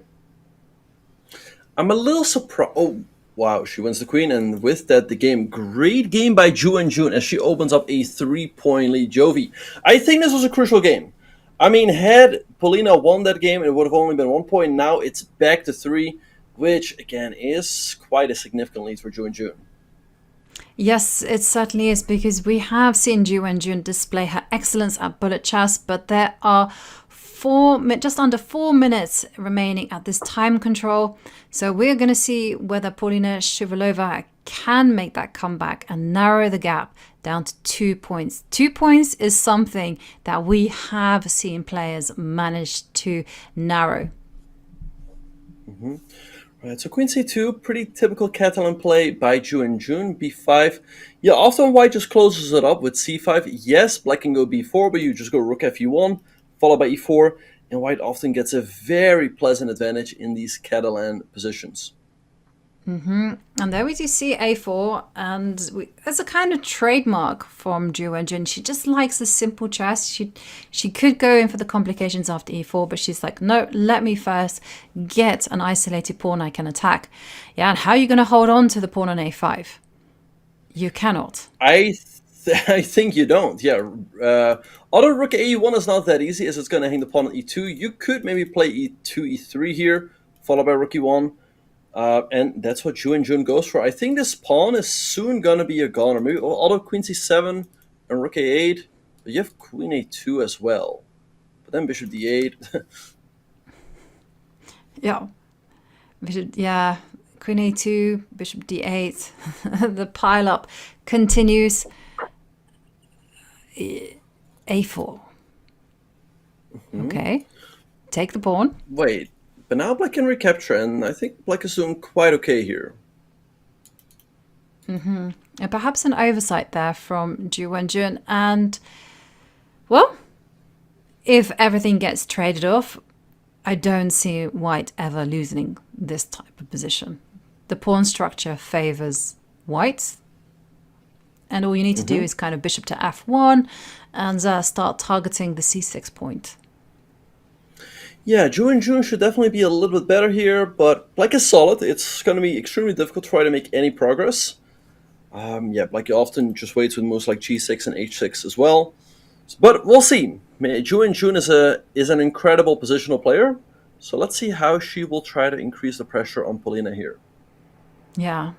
Well, she just went this move h3 and g6 was the response, but I wonder whether Polina maybe needs to think about just rerouting this bishop from e7 to c7, you know, because the moves you want to do are like e5 at the right time. But for the time being, it's enough to hold firm. Okay, maybe the queens are going to come off. No, says Polina. Queen a1. All right, they're shuffling back and forth. Let's see if we'll see a repetition. Black can trade. I feel like either way, it should be approximately even. Ju Wenjun making it very clear that she's all right with the draw here. Yeah, and if they agree a draw now within the next few seconds, then we are going to see another game played at 3+1. But if they hold on for 43 seconds, then this will be the last game, and then we move on to bullet. All right, so h5, Polina gaining some space on the kingside 98, aiming to remaneuver perhaps with knight g7 to f5, and Ju Wenjun sees the opportunity to go e3, e4 to grab more space in the center. I like it. Yeah, I like it too, but it does increase the risk factor, because if it goes wrong for white, then black has some seriously good outposts for the knight. Knight to d5, there's a target on d4, and let's not forget that black can get active with the queen. So I like how brave she is. She didn't need to just lash out with e4. It just shows ambitious. And by the way, the match clock has run out. This will be the last game played at 3+1. All right, so let's see how Polina will recapture. She takes with the bishop, making it difficult for white to go 95. So 92 by Ju Wenjun, aiming to go 94. So maybe just tuck the bishop back and me 94 with knight f6. It feels like it should just be approximately even. Yes, c6 is a target, but it's nicely defended. And so I don't think there's much either side can do here. So we'll see whether Ju Wenjun will take a 4, 3, or a 2-point lead going into the bullet. Yep, a big question. So knight to e4. And one thing that I was expecting Polina to do, and she's done it, is to go bishop c4, park up the bishop on d5, just prevent any d4, d5 tactical ideas. And I just don't see black having any problems whatsoever. In fact, I do feel like it's white that has to be careful in these type of situations. Yeah, you always have to be careful. As you pointed out before, the d4 pawn can often be a little bit weak. So we'll see what Ju Wenjun's going to do. She's also down half a minute on the clock, so perhaps Polina is working her magic again. And there we see knight to d6. And yeah, big question. Do you play knight to f6 and just say, yep, the trade is going to happen, but it will be on my terms? Or do you just decide that now is the time to activate the queen and go maybe move like queen to a7? What we see, the bishops leave the board, queen to b7. All right, a queen trade is forced here, but 20 seconds for Ju Wenjun. Polina having a serious advantage on the clock here, but the position is so simplified that it's difficult to make use of it. Yeah, and there's one big issue though. White wasn't able to go knight to d8, targeting, or knight to a5 for that matter, targeting the c6 pawn because of knight takes c5 tactics. But now we see knight to b8. That was a very strange move from Polina, but there we do see the king centralized to e6, holding everything together.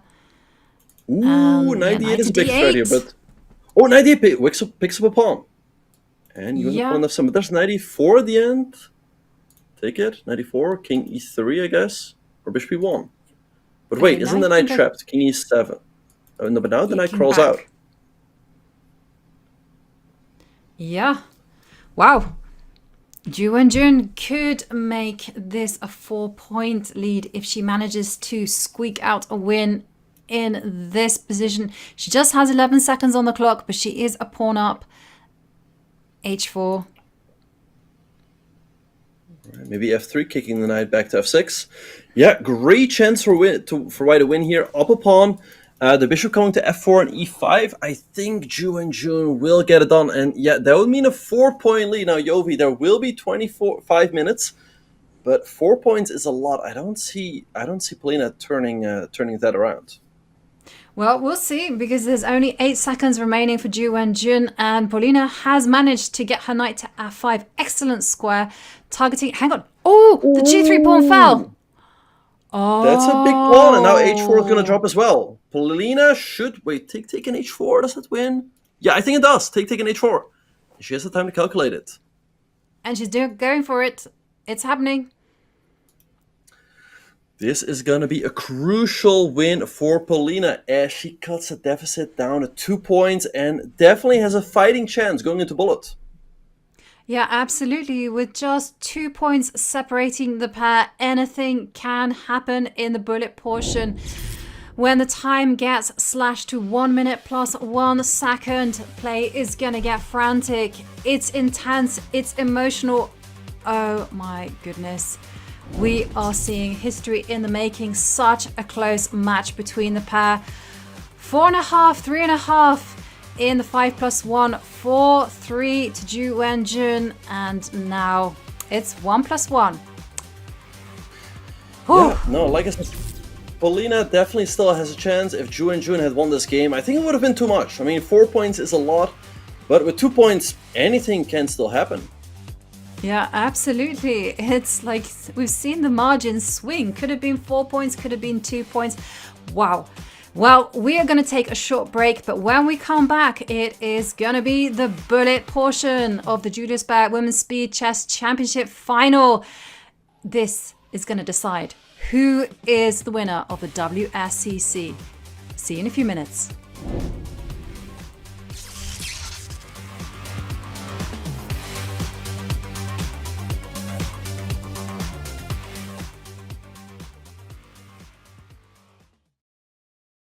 Is Zhongyi the most dangerous women's world chess championship challenger of all time? This year, the Grandmaster from China will be fighting against the current champion Ju Wenjun for the ultimate title. This year, she could take it all. Here's why.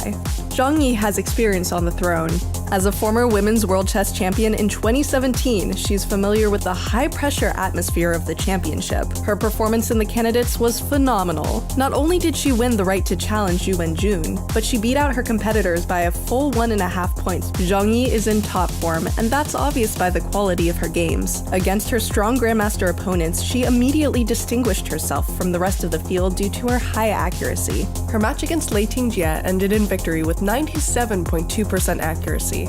And against Vaishali Ramishbabu, Zhongyi claimed a victory with an impressive 96.9% accuracy. With an almost flawless performance, the current women's world chess champion has her work cut out for her if she wants to defend her title against Zhongyi.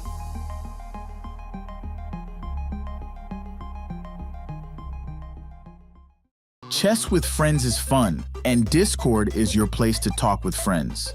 This month only, Discord is joining forces with Chess.com. Win a game against Wumpus, Nelly, or Clyde, and you'll win a free month of Discord Nitro. And watch out for a super secret opponent later in the month. Play them all only on Chess.com. Rapid or classical? Rapid. Rapid. Over the board or online? Over the board. Online. E4 or D4? E4. E4. Knight or bishop? Knight. Knight. Work on opening theory or endgame technique? Endgame. Both. Face the Sicilian defense or the King's Indian defense? Sicilian defense. Or King's Indian. Favorite opening as white? 1e4. Yeah, 1e4. If you can play against any historical chess player, who would it be? Michael Tal. World champions from the past, all of them, especially Fischer. What's your favorite post-game snack? Something spicy. Yeah. Yeah, I usually take banana during the games, yes. But post-game it's some snacks. Something spicy is what we prefer. Coffee or tea? Tea. Not both. If I have to drink, I'll drink it. One of them. Dosa or idli? Dosa. Yeah, those. Favorite cricket player? Dhoni. It changes. Right now, it's Virat Kohli. Favorite witty chess player? Anish. Anish. Better player growing up, Preg or Vaishali? When exactly is the question, yeah? Growing up, I think till some point I was just trying to catch up. She was just much stronger than. Yeah, at some point he became very strong.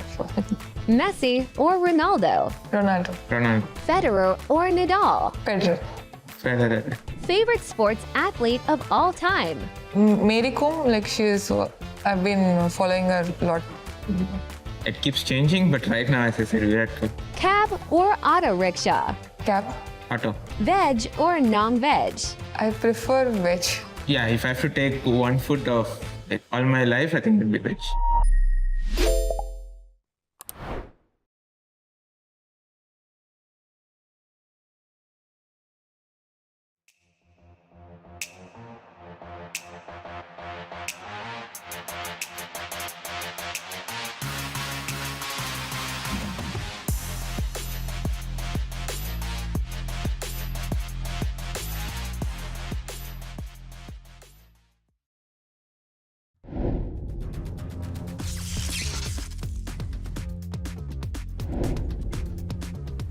And we are back with the bullet segment of the final of the Julius Baer Women's Speed Chess Championship.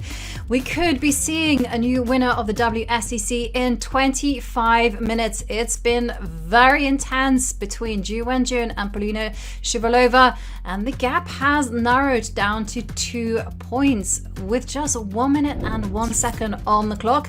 Let's check out those smarter chess predictions. Well, here, you can see that Ju Wenjun does edge it. 4.5, 3.5.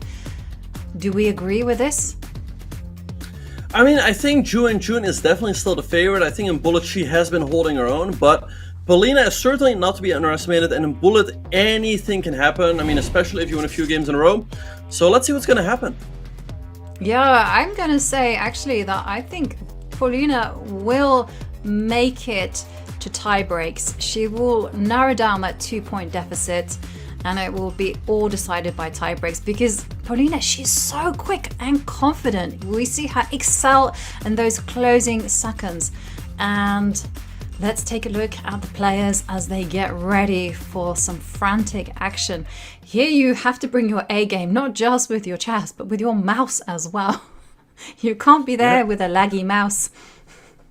No, you have to move super quickly. There is that 1 second increment, but it's really not a lot. It's so easy to lose on time, so let's see who will manage their time better. Often that has been Polina, and we are off. We see a Spanish 4 knights, yep.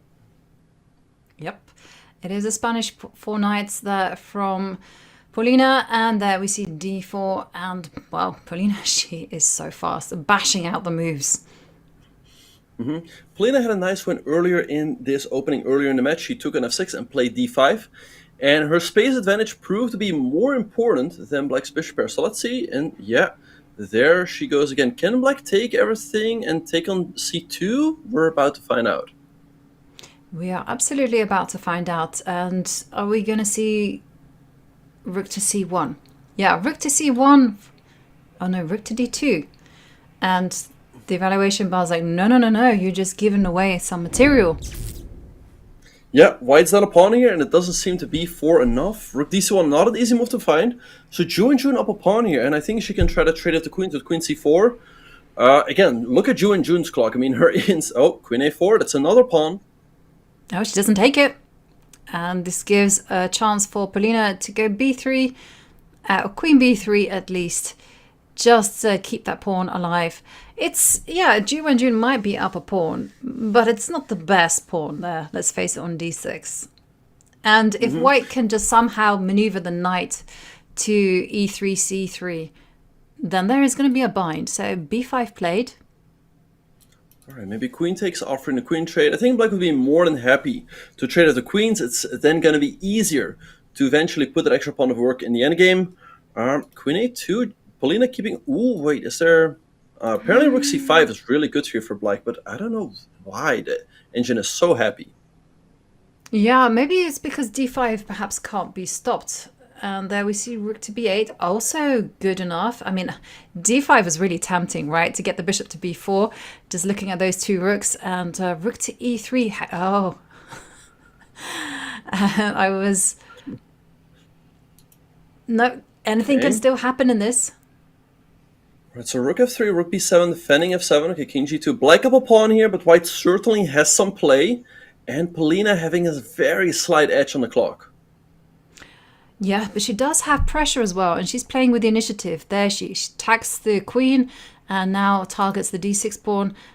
Maybe we're going to see a repetition. Rook c2. You know, we've seen this consistently. The players do have that chance to repeat, and they go like, no, just twice, and then play on until the very end. Right, but Polina does seem to be slightly more comfortable in these time scrambles, you know, moving quickly, posing some threats, as here she's also up a little bit on the clock. Yeah, and now she's threatening rook a2. c7, and she's now, the material's even, and white's got a b-pawn. Rook b5 maybe? Yeah. And there we do see rook b5, threatening rook b7, rook d7 forced. And what about black's king? Queen to c6.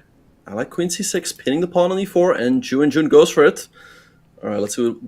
Yeah, maybe rook b4, but it feels like black's very fine there. Yeah, there's also rook d5. And Polina goes for that. Ooh, king f6, and she's just in time. King e6 and d5. Black gets the pawns rolling. Yeah, absolutely.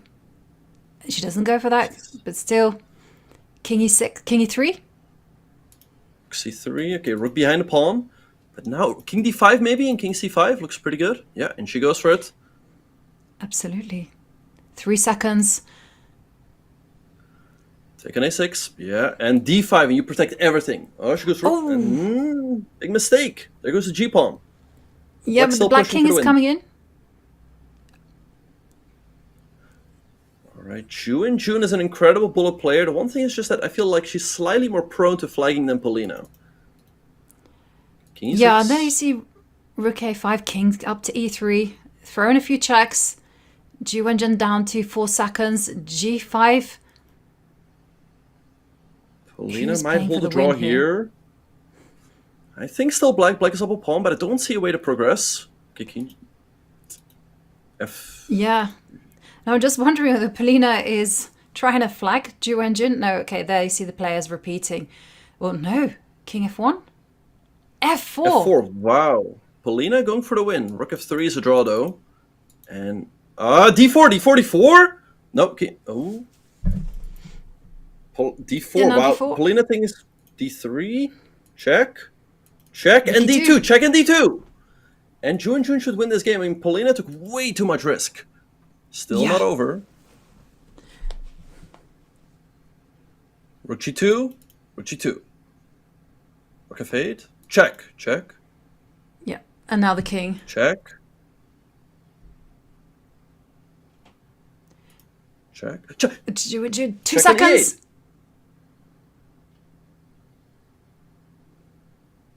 Rook g2. 1 second. Yeah. King f3. Rook g6 is made in 2. No, wait. Rook g... Okay, she should take the... Okay, and now she should win. Yeah. What a game. Whoa! You see Ju Wenjun there making moves with just 1 second on the clock. And there we do see Ju Wenjun extending her lead to 3 points. She goes for a quite solid setup. Knight to d2. Will she go knight to h4? Try to hunt down this bishop on f5. Yeah, so we saw this earlier in the match with Polina getting a completely fine position out of the opening. So I'm slightly surprised to see Ju Wenjun repeating it. But crucial win there for Ju Wenjun in the last game. She keeps a 3-point lead. But yeah, again, it feels like when Ju Wenjun gets down to those final seconds, it's so scary. It feels like she's about to flag. And whereas you don't have that same feeling with Polina. Yeah, you somehow feel like Polina is much more experienced at this, and it's something, you know, that we can see from her Title Tuesday experience. And we saw the evaluation bar shoot up. Perhaps knight to e5 is on the agenda. Well, it's still very much in the air. Knight to e5, and Ju Wenjun close to trapping the bishop. I mean, g4, f3, e4 in the air. Yeah, e4 makes a lot of sense here. The bishop will have to stop back and then maybe move the knight out of the way. We had a similar situation earlier in one of the games. Just move the knight out of the way, and then again you can advance with e4, e5. Yeah, and she goes for that. Yeah, and also you can advance with f4 because of the king. Now the king's on h7. Knight can come to c5. Rook cd1, knight b6, nice move, hopping into c4. Watch out. C1. Ooh. And now Bishop knight to c8 maybe? c4. Still tough position.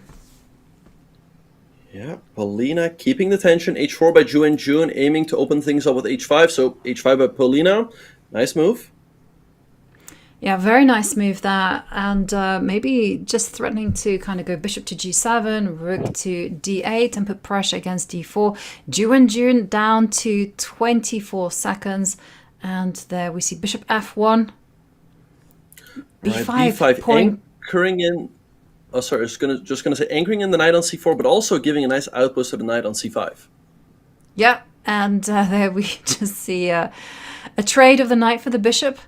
I like it because it means that white can make these moves f4, f5 with a lot more ease. But there we see Polina, she is keeping things alive by offering a trade of pawns. This is still very much anyone's game. Yeah, it truly is. Yeah, g4, nice. Oh, I thought a nice push by Ju Wenjun, but the computer doesn't like it. Queen e7 is a nice move pointed out by the computer, hitting the pawn on h4. But Polina's got 13 seconds on her clock to figure it out. Yep, and well, she traded. She's still got it in the air. You can go queen to g7. You can go king to g7, but g5. Or g5, okay, and rook f1. Ooh, h5, opening up the king side. Takes queen f5, looks terrifying. Queen f5? Uh-oh. Yep. Attacking the rook. And she goes 2 seconds. Check and rook f... Yeah, check queen h8 and rook f1. Queen h8 is the key. No, she misses it. And queen g8 though. Or rook f7, you win the queen. She could go rook f7. And Ju Wenjun wins and extends her lead even further. 4 points now between them. There's still a chance for Polina, but 4 points is a lot. With 15 minutes on the clock, she needs to win a few games in a row. I think if Ju Wenjun wins one more, I think it's over. Yeah, I mean, just we can do some quick maths, right? So say on average each game takes 2 minutes. We have probably 7 games remaining, or 6 games. Let's be conservative. Yeah, she has to win. Right, but the games take like 3 or 4 minutes. So yeah, again, if Ju Wenjun wins one more, I think the match is over. Anyway, Polina switching back to that Spanish 4 knights, where she has been having some success. d5, I guess. And now white has more space on the queen side. Yep. And, well, 2 knights against 2 bishops, and it is a tense position, a5. Just they're clamping down on the queenside action. But the downside to this is that this rook on a1 is tied down to the defense of a5. And, wow, queen to c4 invites f5 ideas. But there we see king to h7, f5. f5, the computer doesn't agree with it, but I think a good idea to create some counterplay. Yes, it does hand white the e4 square, but at least black has the half open f-file to work with now. Polina nicely positioning her knights. All right, so let's see what's going to happen. I mean, Polina doing what she needs to do. She's playing quickly. She's playing a good game. So let's see if she can win this one to make it close. We're driving the rook backwards. Yeah, the thing is, though, because she's playing so quickly, she has to get those type of positions that are elemental to play, you know, that don't require a lot of calculation. Because it's just about instincts. And there we see Ju Wenjun down to 23 seconds. And this is a really complicated position. Queen to f5 is potentially coming. So bishop h5 first. Ask the question of the rook. Where are you going to go? Maybe bishop to g5 now. She goes bishop g6 instead. Rook c4, maybe just bishop d8, just poking and prodding. Yeah, and now all of a sudden it's much easier for black to play as white. Black is having the slightly safer king, and black is asking the questions. And queen comes down to e2. Now this is just maneuvering there from Polina. I like your bishop to d8. And there it comes. All right, so b4 by Polina to defend a pawn. Bishop g6. Ju Wenjun doing a good job. The time advantage is almost gone here, but h4. I like that move by Polina, taking away squares from the bishop. And maybe setting up ideas of knight to g5. So that's why we see some maneuvering going on. Okay, h5. I'm not sure about that move. It concedes some squares. Bishop goes to h7, and Ju Wenjun playing so quickly. Rook to f4. Oh, if you take the knight, there's... Oh, but now bishop g5? Yeah. This might have been wrongly timed, but the white king is all of a sudden looking very fragile. Rook takes g4? d4, queen b3, creating an Queen unpleasant b3. pin. She doesn't see it. d5. Knight c5. Queen f7. e4 And now or d4 play. e4. Okay. All right. Ju Wenjun up a pawn, but white having some blockade here in the center. Very tense game. Queen c4. No. Knight e4. And rook f8. Beautiful move there. Keeping everything defended. And she snaps a pawn on b4. Queen to Knight f7. f5. The queen comes off, but Polina doing a good job, forcing black to trade on her terms, as this pawn on g6 is always a thorn in black's eye. Well, the pawn on a5 is going to fall. And white how do you defend this? Knight h6. No. Yeah. Knight h6. She misses it. And she finds it. And knight f7, White- checkmate. A crucial win for Polina to keep herself in the match, as now it's down to 3 points. Yes, 11 minutes remaining. Well, it's going to be close. That's the only thing I'm going to say. She needs to basically win the rest of her games. I don't think... Yep, so here we have a Catalan, which we've seen a few of in this match. Let's see how Polina is going to try to create some chances here. Yeah, we see a3, threatening b4. That's why Polina plays a5. And now, what to do? I guess you just centralize your rooks and just play as quickly as possible to put pressure on Ju Wenjun. Yeah, and that's what she's doing. She's playing quickly, h6. Ju Wenjun answers with h3.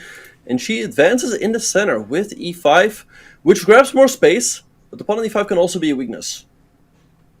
Yep. Yes. And, okay.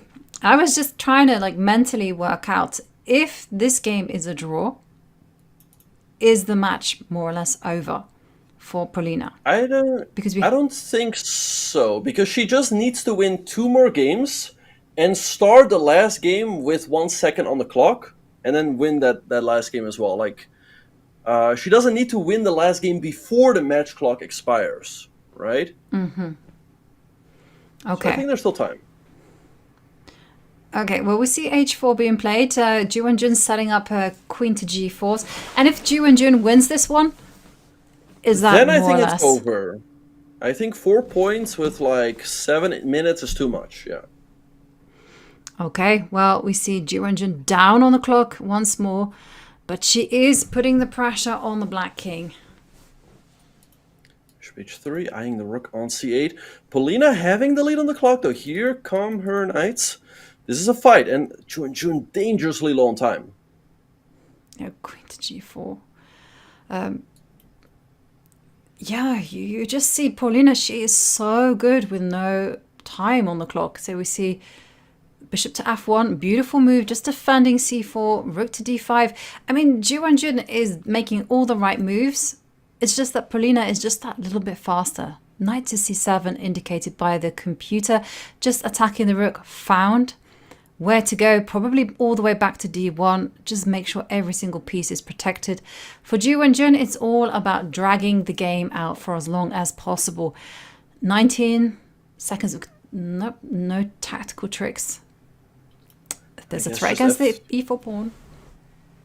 Wow, and she sacrifices the exchange to open up this diagonal towards the black king. Bishop d3. Uh-oh, this looks scary. Yeah, but the bishop left the board. Can you do this? Knight takes h6. Yeah, and the computer says yes. Wow. Wow. Brilliancy with just 4 seconds left on the clock. Queen to g6 coming in. Knight to f7 is in the air. Rook c7. Bishop takes pawn. Knight to f5. Oi. Polina hanging on though with all her might. Maybe rook h1 is still not over. She's down to 2 seconds. Gotta move. Rook h1. Gotta move with 0.3. She's got 1 second.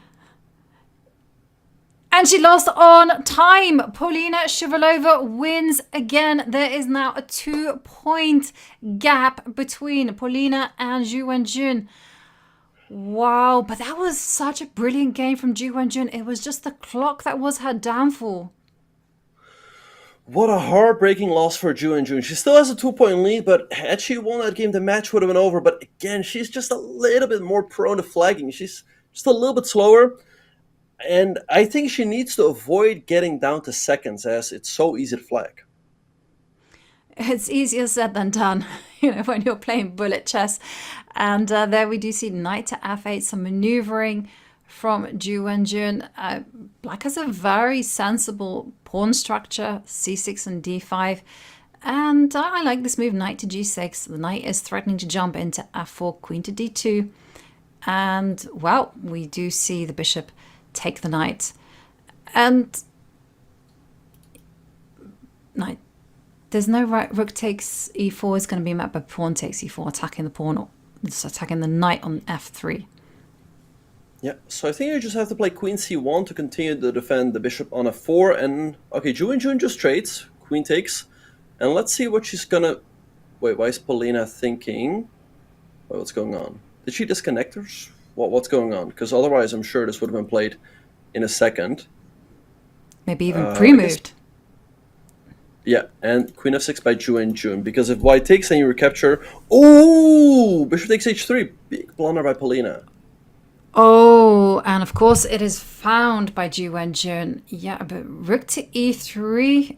Another mistake. Knight h2. She's fighting on though, h5, but Ju Wenjun is having a strong attack now on the king side. I think that blunder was caused because she was just a little bit annoyed the move before because something went wrong with the recapture. Yeah, that, well, it's still plenty of time left and there is still margin for error. Queen to e2. I'm thinking knight to e5 from white, and there we do see Ju Wenjun setting up a pin. Some trades. Polina fighting hard. g4, great move. I mean, if white can get a knight to e5, there's a chance, but the knight on h2 is super passive. Black has a majestic knight on e4. So let's see how Ju Wenjun will try to finish this off. Yes, and this is one of the great things about Ju Wenjun. She is just exceptional at making those comeback recoveries. And then just 4 minutes and 37 seconds left in the match. Such an important game. Queen to d2, rook f8. It's all pressure against f3 and f2. h4 is going to be a clincher. Massive pressure here from black. I think it's going to collapse for Polina. Knight f5. Polina hanging on there. Oh, g3. That's a deck. Still not over. She's fighting. How do you finish? Oh, knight h4. Knight h4, you win the queen. That's it. That's a match. Yeah. And Polina keeping the game alive. Nope. But Ju Wenjun wins. And now she has a 3-point lead. There is only 3 minutes and 56 seconds. So Polina needs to win three games. Impossible. Yeah, no, it's unless Ju Wenjun loses super quickly, but she can just let the time run out. Okay, d3, perhaps a bit of a mouse slip, but it doesn't matter that much. Okay, c5, Polina trying to play quickly. That's what she has to do. She has to win games in like a minute. Start that last game with a few seconds on the clock. But yeah, it looks like it's just going to be Ju Wenjun. Yeah. And speaking about that situation, we also saw Alice Lee manage to take the match to tie breaks in exactly that. She managed to start the last game with just, I think, 2 seconds left on the clock. It was absolutely unbelievable stuff. Yeah, queen to e2. But she needs to play quickly. Yeah, Ju Wenjun again having a very nice position here. Bishop pair, a little bit more space in the center, and nice play for her pieces. So, yeah, I don't see her losing this game quickly. No, I also don't even see, like, how on earth White can even get checkmated or something like that in this type of position. White has the bishop pair. Black has great knights, but there we see e4 attacking the knights and also this bishop on b7. What's going to happen? Bishop takes b, g2. I think bishop takes g2 is forced, and I'm wondering if... Wait, this is just winning a piece. Bishop takes d5 and e takes d6. Yeah. It's just gone wrong for Polina. But Ju Wenjun just establishing her dominance at the bullet portion, because I suspected that this was going to be her weakest element, but nope. There she goes again, extending her lead to 4 points. Ju Wenjun, it's just like that comment says. She's been so steady with her nerves that entire tournament. Very, very impressive. She has been very impressive for sure this event.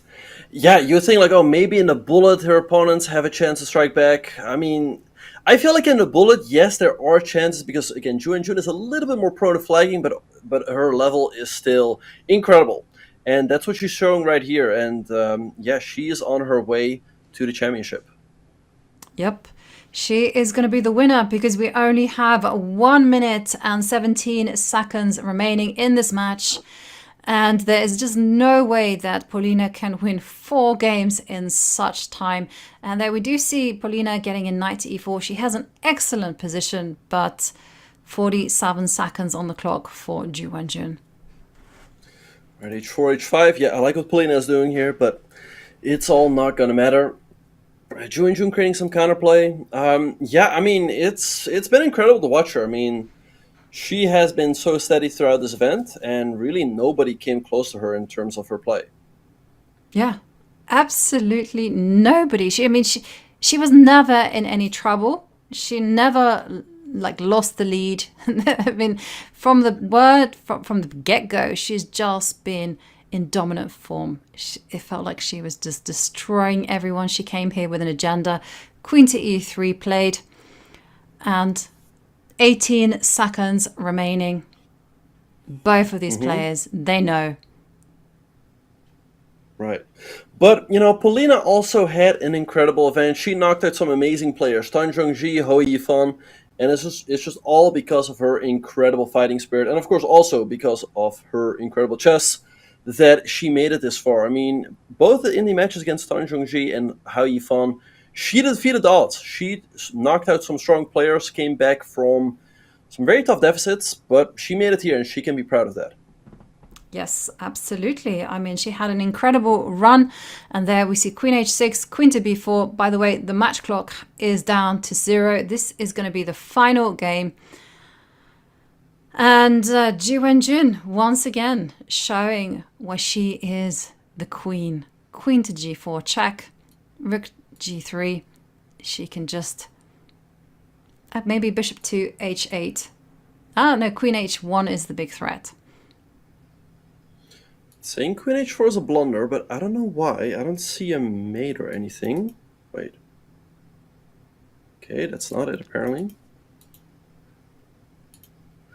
Well, maybe the king can run. All right, now there's got to be mate takes. And where's the mate, though? I thought there might be some bishop h8 mates, and there we do see Ju Wenjun checking, but the white king looks like it's going to escape. Yeah, there's no more checks, so it's probably going to be over soon. She's still fighting. I mean, credit to her for keeping this game alive.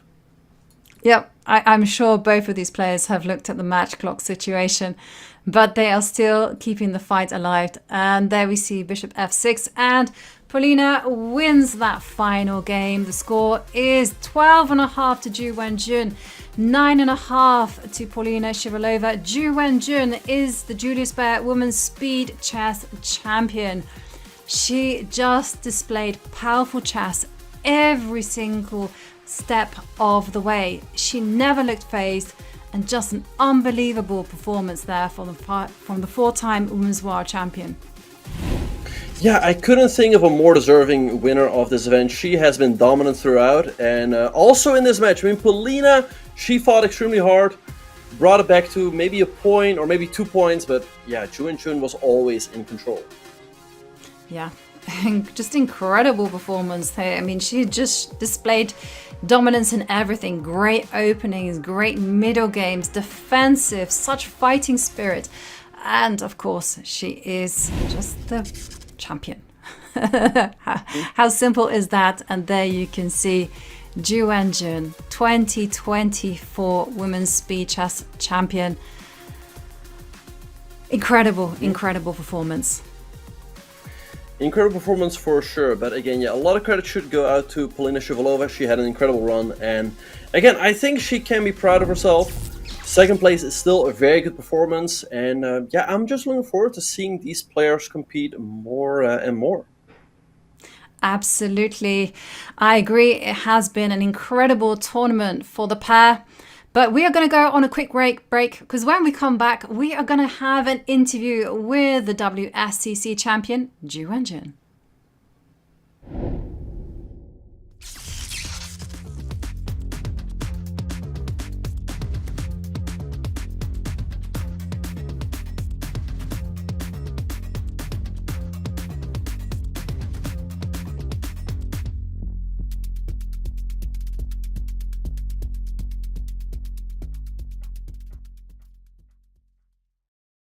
This 11-year-old qualified for the World's Women's Chess Championship. It didn't take long to prove that Hou Yifan was a prodigy. At just 3 years old, she had learned the rules of chess. By 9, she had won the U10 Girls World Chess Championships, destroying her opponents with devastating attacks. In a game from when Yifan was just 10 years old, she sacked her bishop on f7, a move which would leave her opponent down 2 pawns with the weak king. She won the game in just 11 moves. At 14, Hou Yifan made history as the youngest woman ever to become a grandmaster, and the youngest women's world chess champion in history at age 16. Yifan is known for her precise calculation and unshakable nerves, which helped her break into the top 100 players in the world. In a game against international master Borje Eder at the 2017 Gibraltar Masters, Yifan ruthlessly sacrificed her queen on move 16 for a positional advantage. Unbothered with gaining back material, she paralyzed her opponent's pieces until she had full control of the board. But her passion wasn't relegated to 64 squares. A talented academic and scholar, Yifan broke yet another record when she became the youngest full professor at Shenzhen University at age 26. Of course, there are many other lessons I took from chess could be adapted to my job or other career. Yifan decided to take a break from tournaments to focus on her other passions. However, she routinely uses her skills in chess to help her succeed.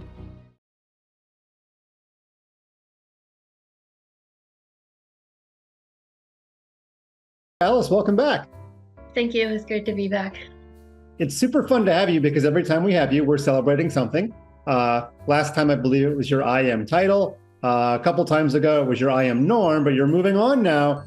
You just earned your first gold medal with the women's team. We sometimes call it the senior women's team. It's not a slight to the women. I'm just saying your first time representing USA in a non-junior capacity. So anyway, welcome back from Poland. And congratulations on your gold medal. Yeah, thank you. And for those of you that don't know what it means to win an individual gold in a team tournament, it basically means that Alice had the highest performance rating of anyone on board one. So my first thing I want to ask you about, when we last talked with you a few weeks ago, you said you might play board 2, but you ended up playing board 1. So did you lose a bet with Malik Kashian, the captain, or tell us how that went down? Yeah, so I was expecting to play board 2. I guess like when I went there, I was mentally prepared to be playing on board 2. But then, so we arrived the day of the opening ceremony, and so that like we had a team meeting, and then he's like, "You're playing board 1." So I like, okay. I mean, I wasn't really prepared to be on board 1, but also I didn't do too much after preparation for board 2, so I was like, I can be board 1 if you want me to. I know you were cleaning up. You had like 3.5 out of 4 and have all your scores memorized, but you beat a world champion. You drew another former world champion. You're playing mostly GMs. Did it surprise you how well you were doing against all these GMs? Yeah, I mean, so for me, I wasn't expecting too much. I wasn't thinking about the results, especially since it was more of a team event. We might get knocked out. But for me to have such great results, it was just really nice because there were a lot of games where I thought I would end up drawing, but I managed to like squeeze something out of nothing and win. So yeah, I was really happy with myself. Cool. And it was played in a rapid time control most of the games. Do you feel like you excel at rapid? I mean, I have had some good results in rapid, like at the Pro Chess League this year, and I mean, I think for rapid time control, at least I've had some experience playing against really strong players, so I think for this tournament I came in slightly more prepared, especially since like I've played some really strong players in rapid, and I was playing them also at this tournament.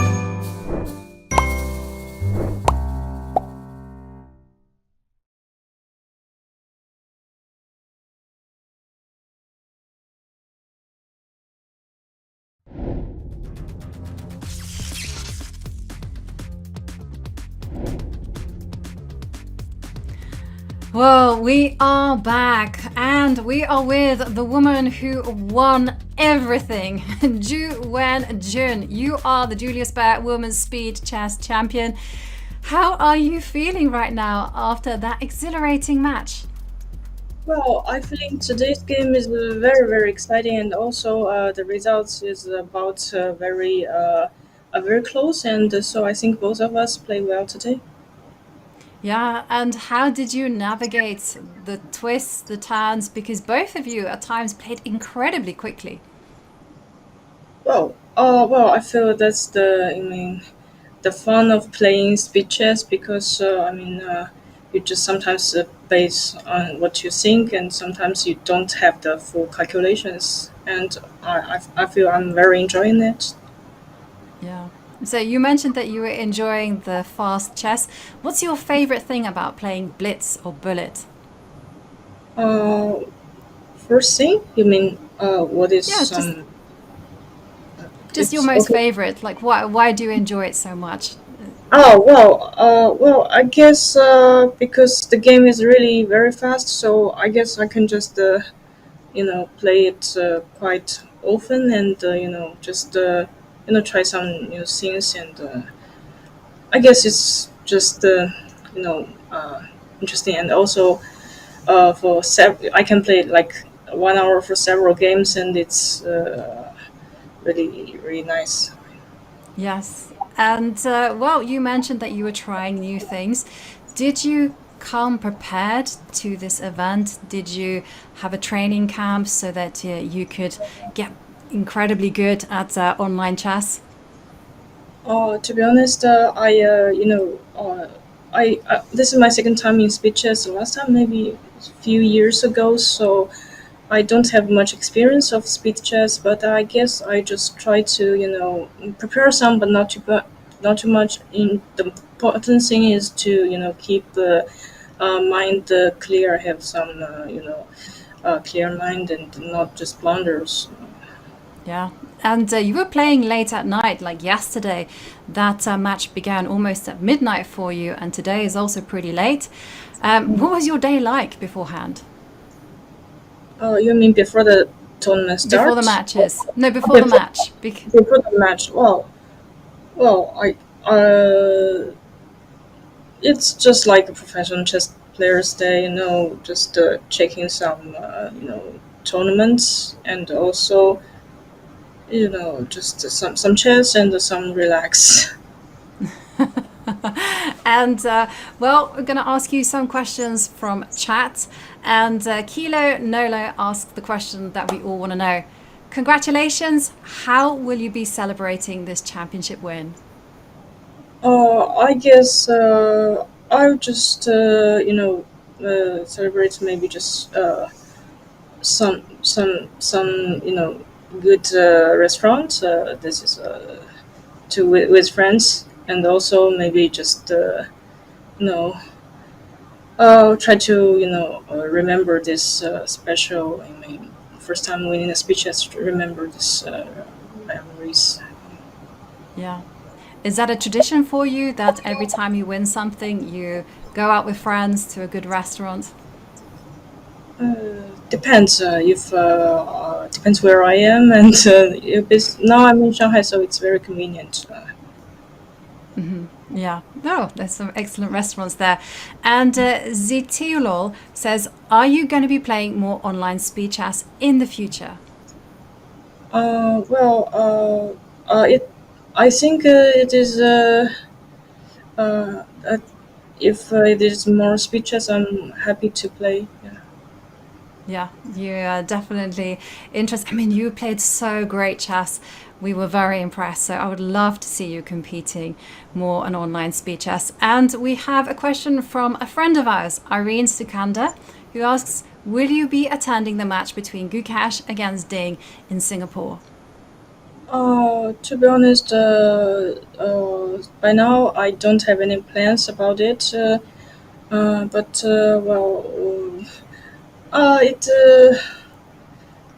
by now I don't have plans of it. Yeah. So, what are your plans for the future?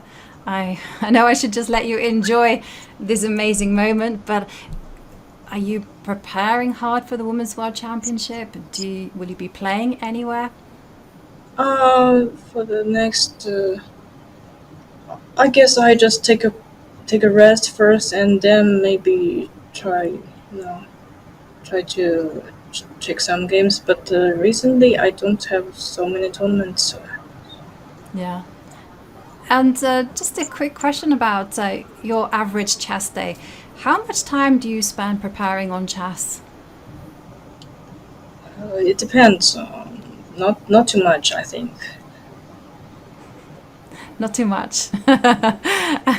Well, you played incredible chess, Ju Wenjun, and you dominated the entire field. It was such a pleasure to watch you play chess, and I just want to give you my congratulations once more and thank you for joining me in this interview. Thank you. Yeah, there was Ju Wenjun, the four-time Women's World Champion. She was just in superb form throughout the event. She just played incredible chess, just displaying her dominance. 5 minutes plus 1, 3 minutes plus 1, and finally 1 plus 1. Wow, it has been quite the sensational event, full of thrills, spills, roller coasters, and full of emotion. What an event it has been so far, Benjamin. It truly has been an incredible event, and yeah, Ju Wenjun, very deserving winner. I mean, she dominated most of her matches. This match with Polina, it was close at a few moments, but even when it was close, she pulled through. She won some critical games, and yeah, she's definitely the deserving winner. Yes, and incredible winner there. Let's take a look at the final standings because, of course, Ju Wenjun, she is a Julius Baer Women's Speed Chess Champion. But there were other winners. There we see Polina Shuvalova in second place, picking up some healthy chunk of cash, and Vaishali, Katerina Lagno, they were our semi-finalists. They also walked away. Quite happy people and so many big names in this competition. It really was the who's who of women's chess. Yeah, and I think it's great that Chess.com is giving the opportunity to all of these great competitors to compete for some great cash prizes. As we see here, Ju Wenjun, she walks away with the biggest prize, but also many other winners. So yeah, I hope this just further encourages more female players to get better at chess. And if you're watching at home, maybe you'll be playing one day in one of these events. Yes, and if you're female, there's not just the Women's Speed Chess Championship, there's also the Speed Chess Championship. Because if you want your adrenaline fix, well, it's going to be satisfied because tomorrow it begins. And look who is playing: Magnus Carlsen, Hans Niemann, Ali Reza Farouja, Hikaru Nakamura. Now, these guys are the best in the business. They are quick, they are fearsome, and, well, Benjamin, whilst I have you here, can I ask for your predictions? This is going to be epic. I mean, I was planning to be productive tomorrow, but it's not going to be easy. Yeah, we have Magnus versus Hans. That's going to be fire. We have Hikaru against Alireza. A rematch from the Bullet Chess Championship final. I'm gonna give the edge to Alireza. He's been in great form. He crushed the St. Louis Rapid and Blitz. He also beat Hikaru in the last bullet match. So I'm gonna give the edge to Alireza, but I think it's gonna be a close one. And I'm gonna give the edge to Magnus Carlsen. I think he's just too good. But Hans, he's also proven himself to be an incredible player in the SCC. Yeah, absolutely. And it's great that we're going to be able to see all of this in person from Paris. It has been an absolutely amazing event. The Julius Baer Women's Speed Chess Championship comes to a close with a very worthy winner of 4-time Women's World Champion Ju Wenjun. It has been entertaining every single move of the way. And I want to give my personal thanks, Benjamin, because you have made it so much fun throughout. I've learned a lot, you've entertained me, and I'd also like to thank everyone at home for watching as well. It has been great to see your interactions on chat. And again, just keep up the following. And of course, I'd like to thank the production team who've had to put up with me for a long time. It's not been easy. But again, what an event it has been. But that is all for now. And tomorrow, the action begins once more at the Speed Chess Championship. So tune in then. And for us, it is going to be goodbye.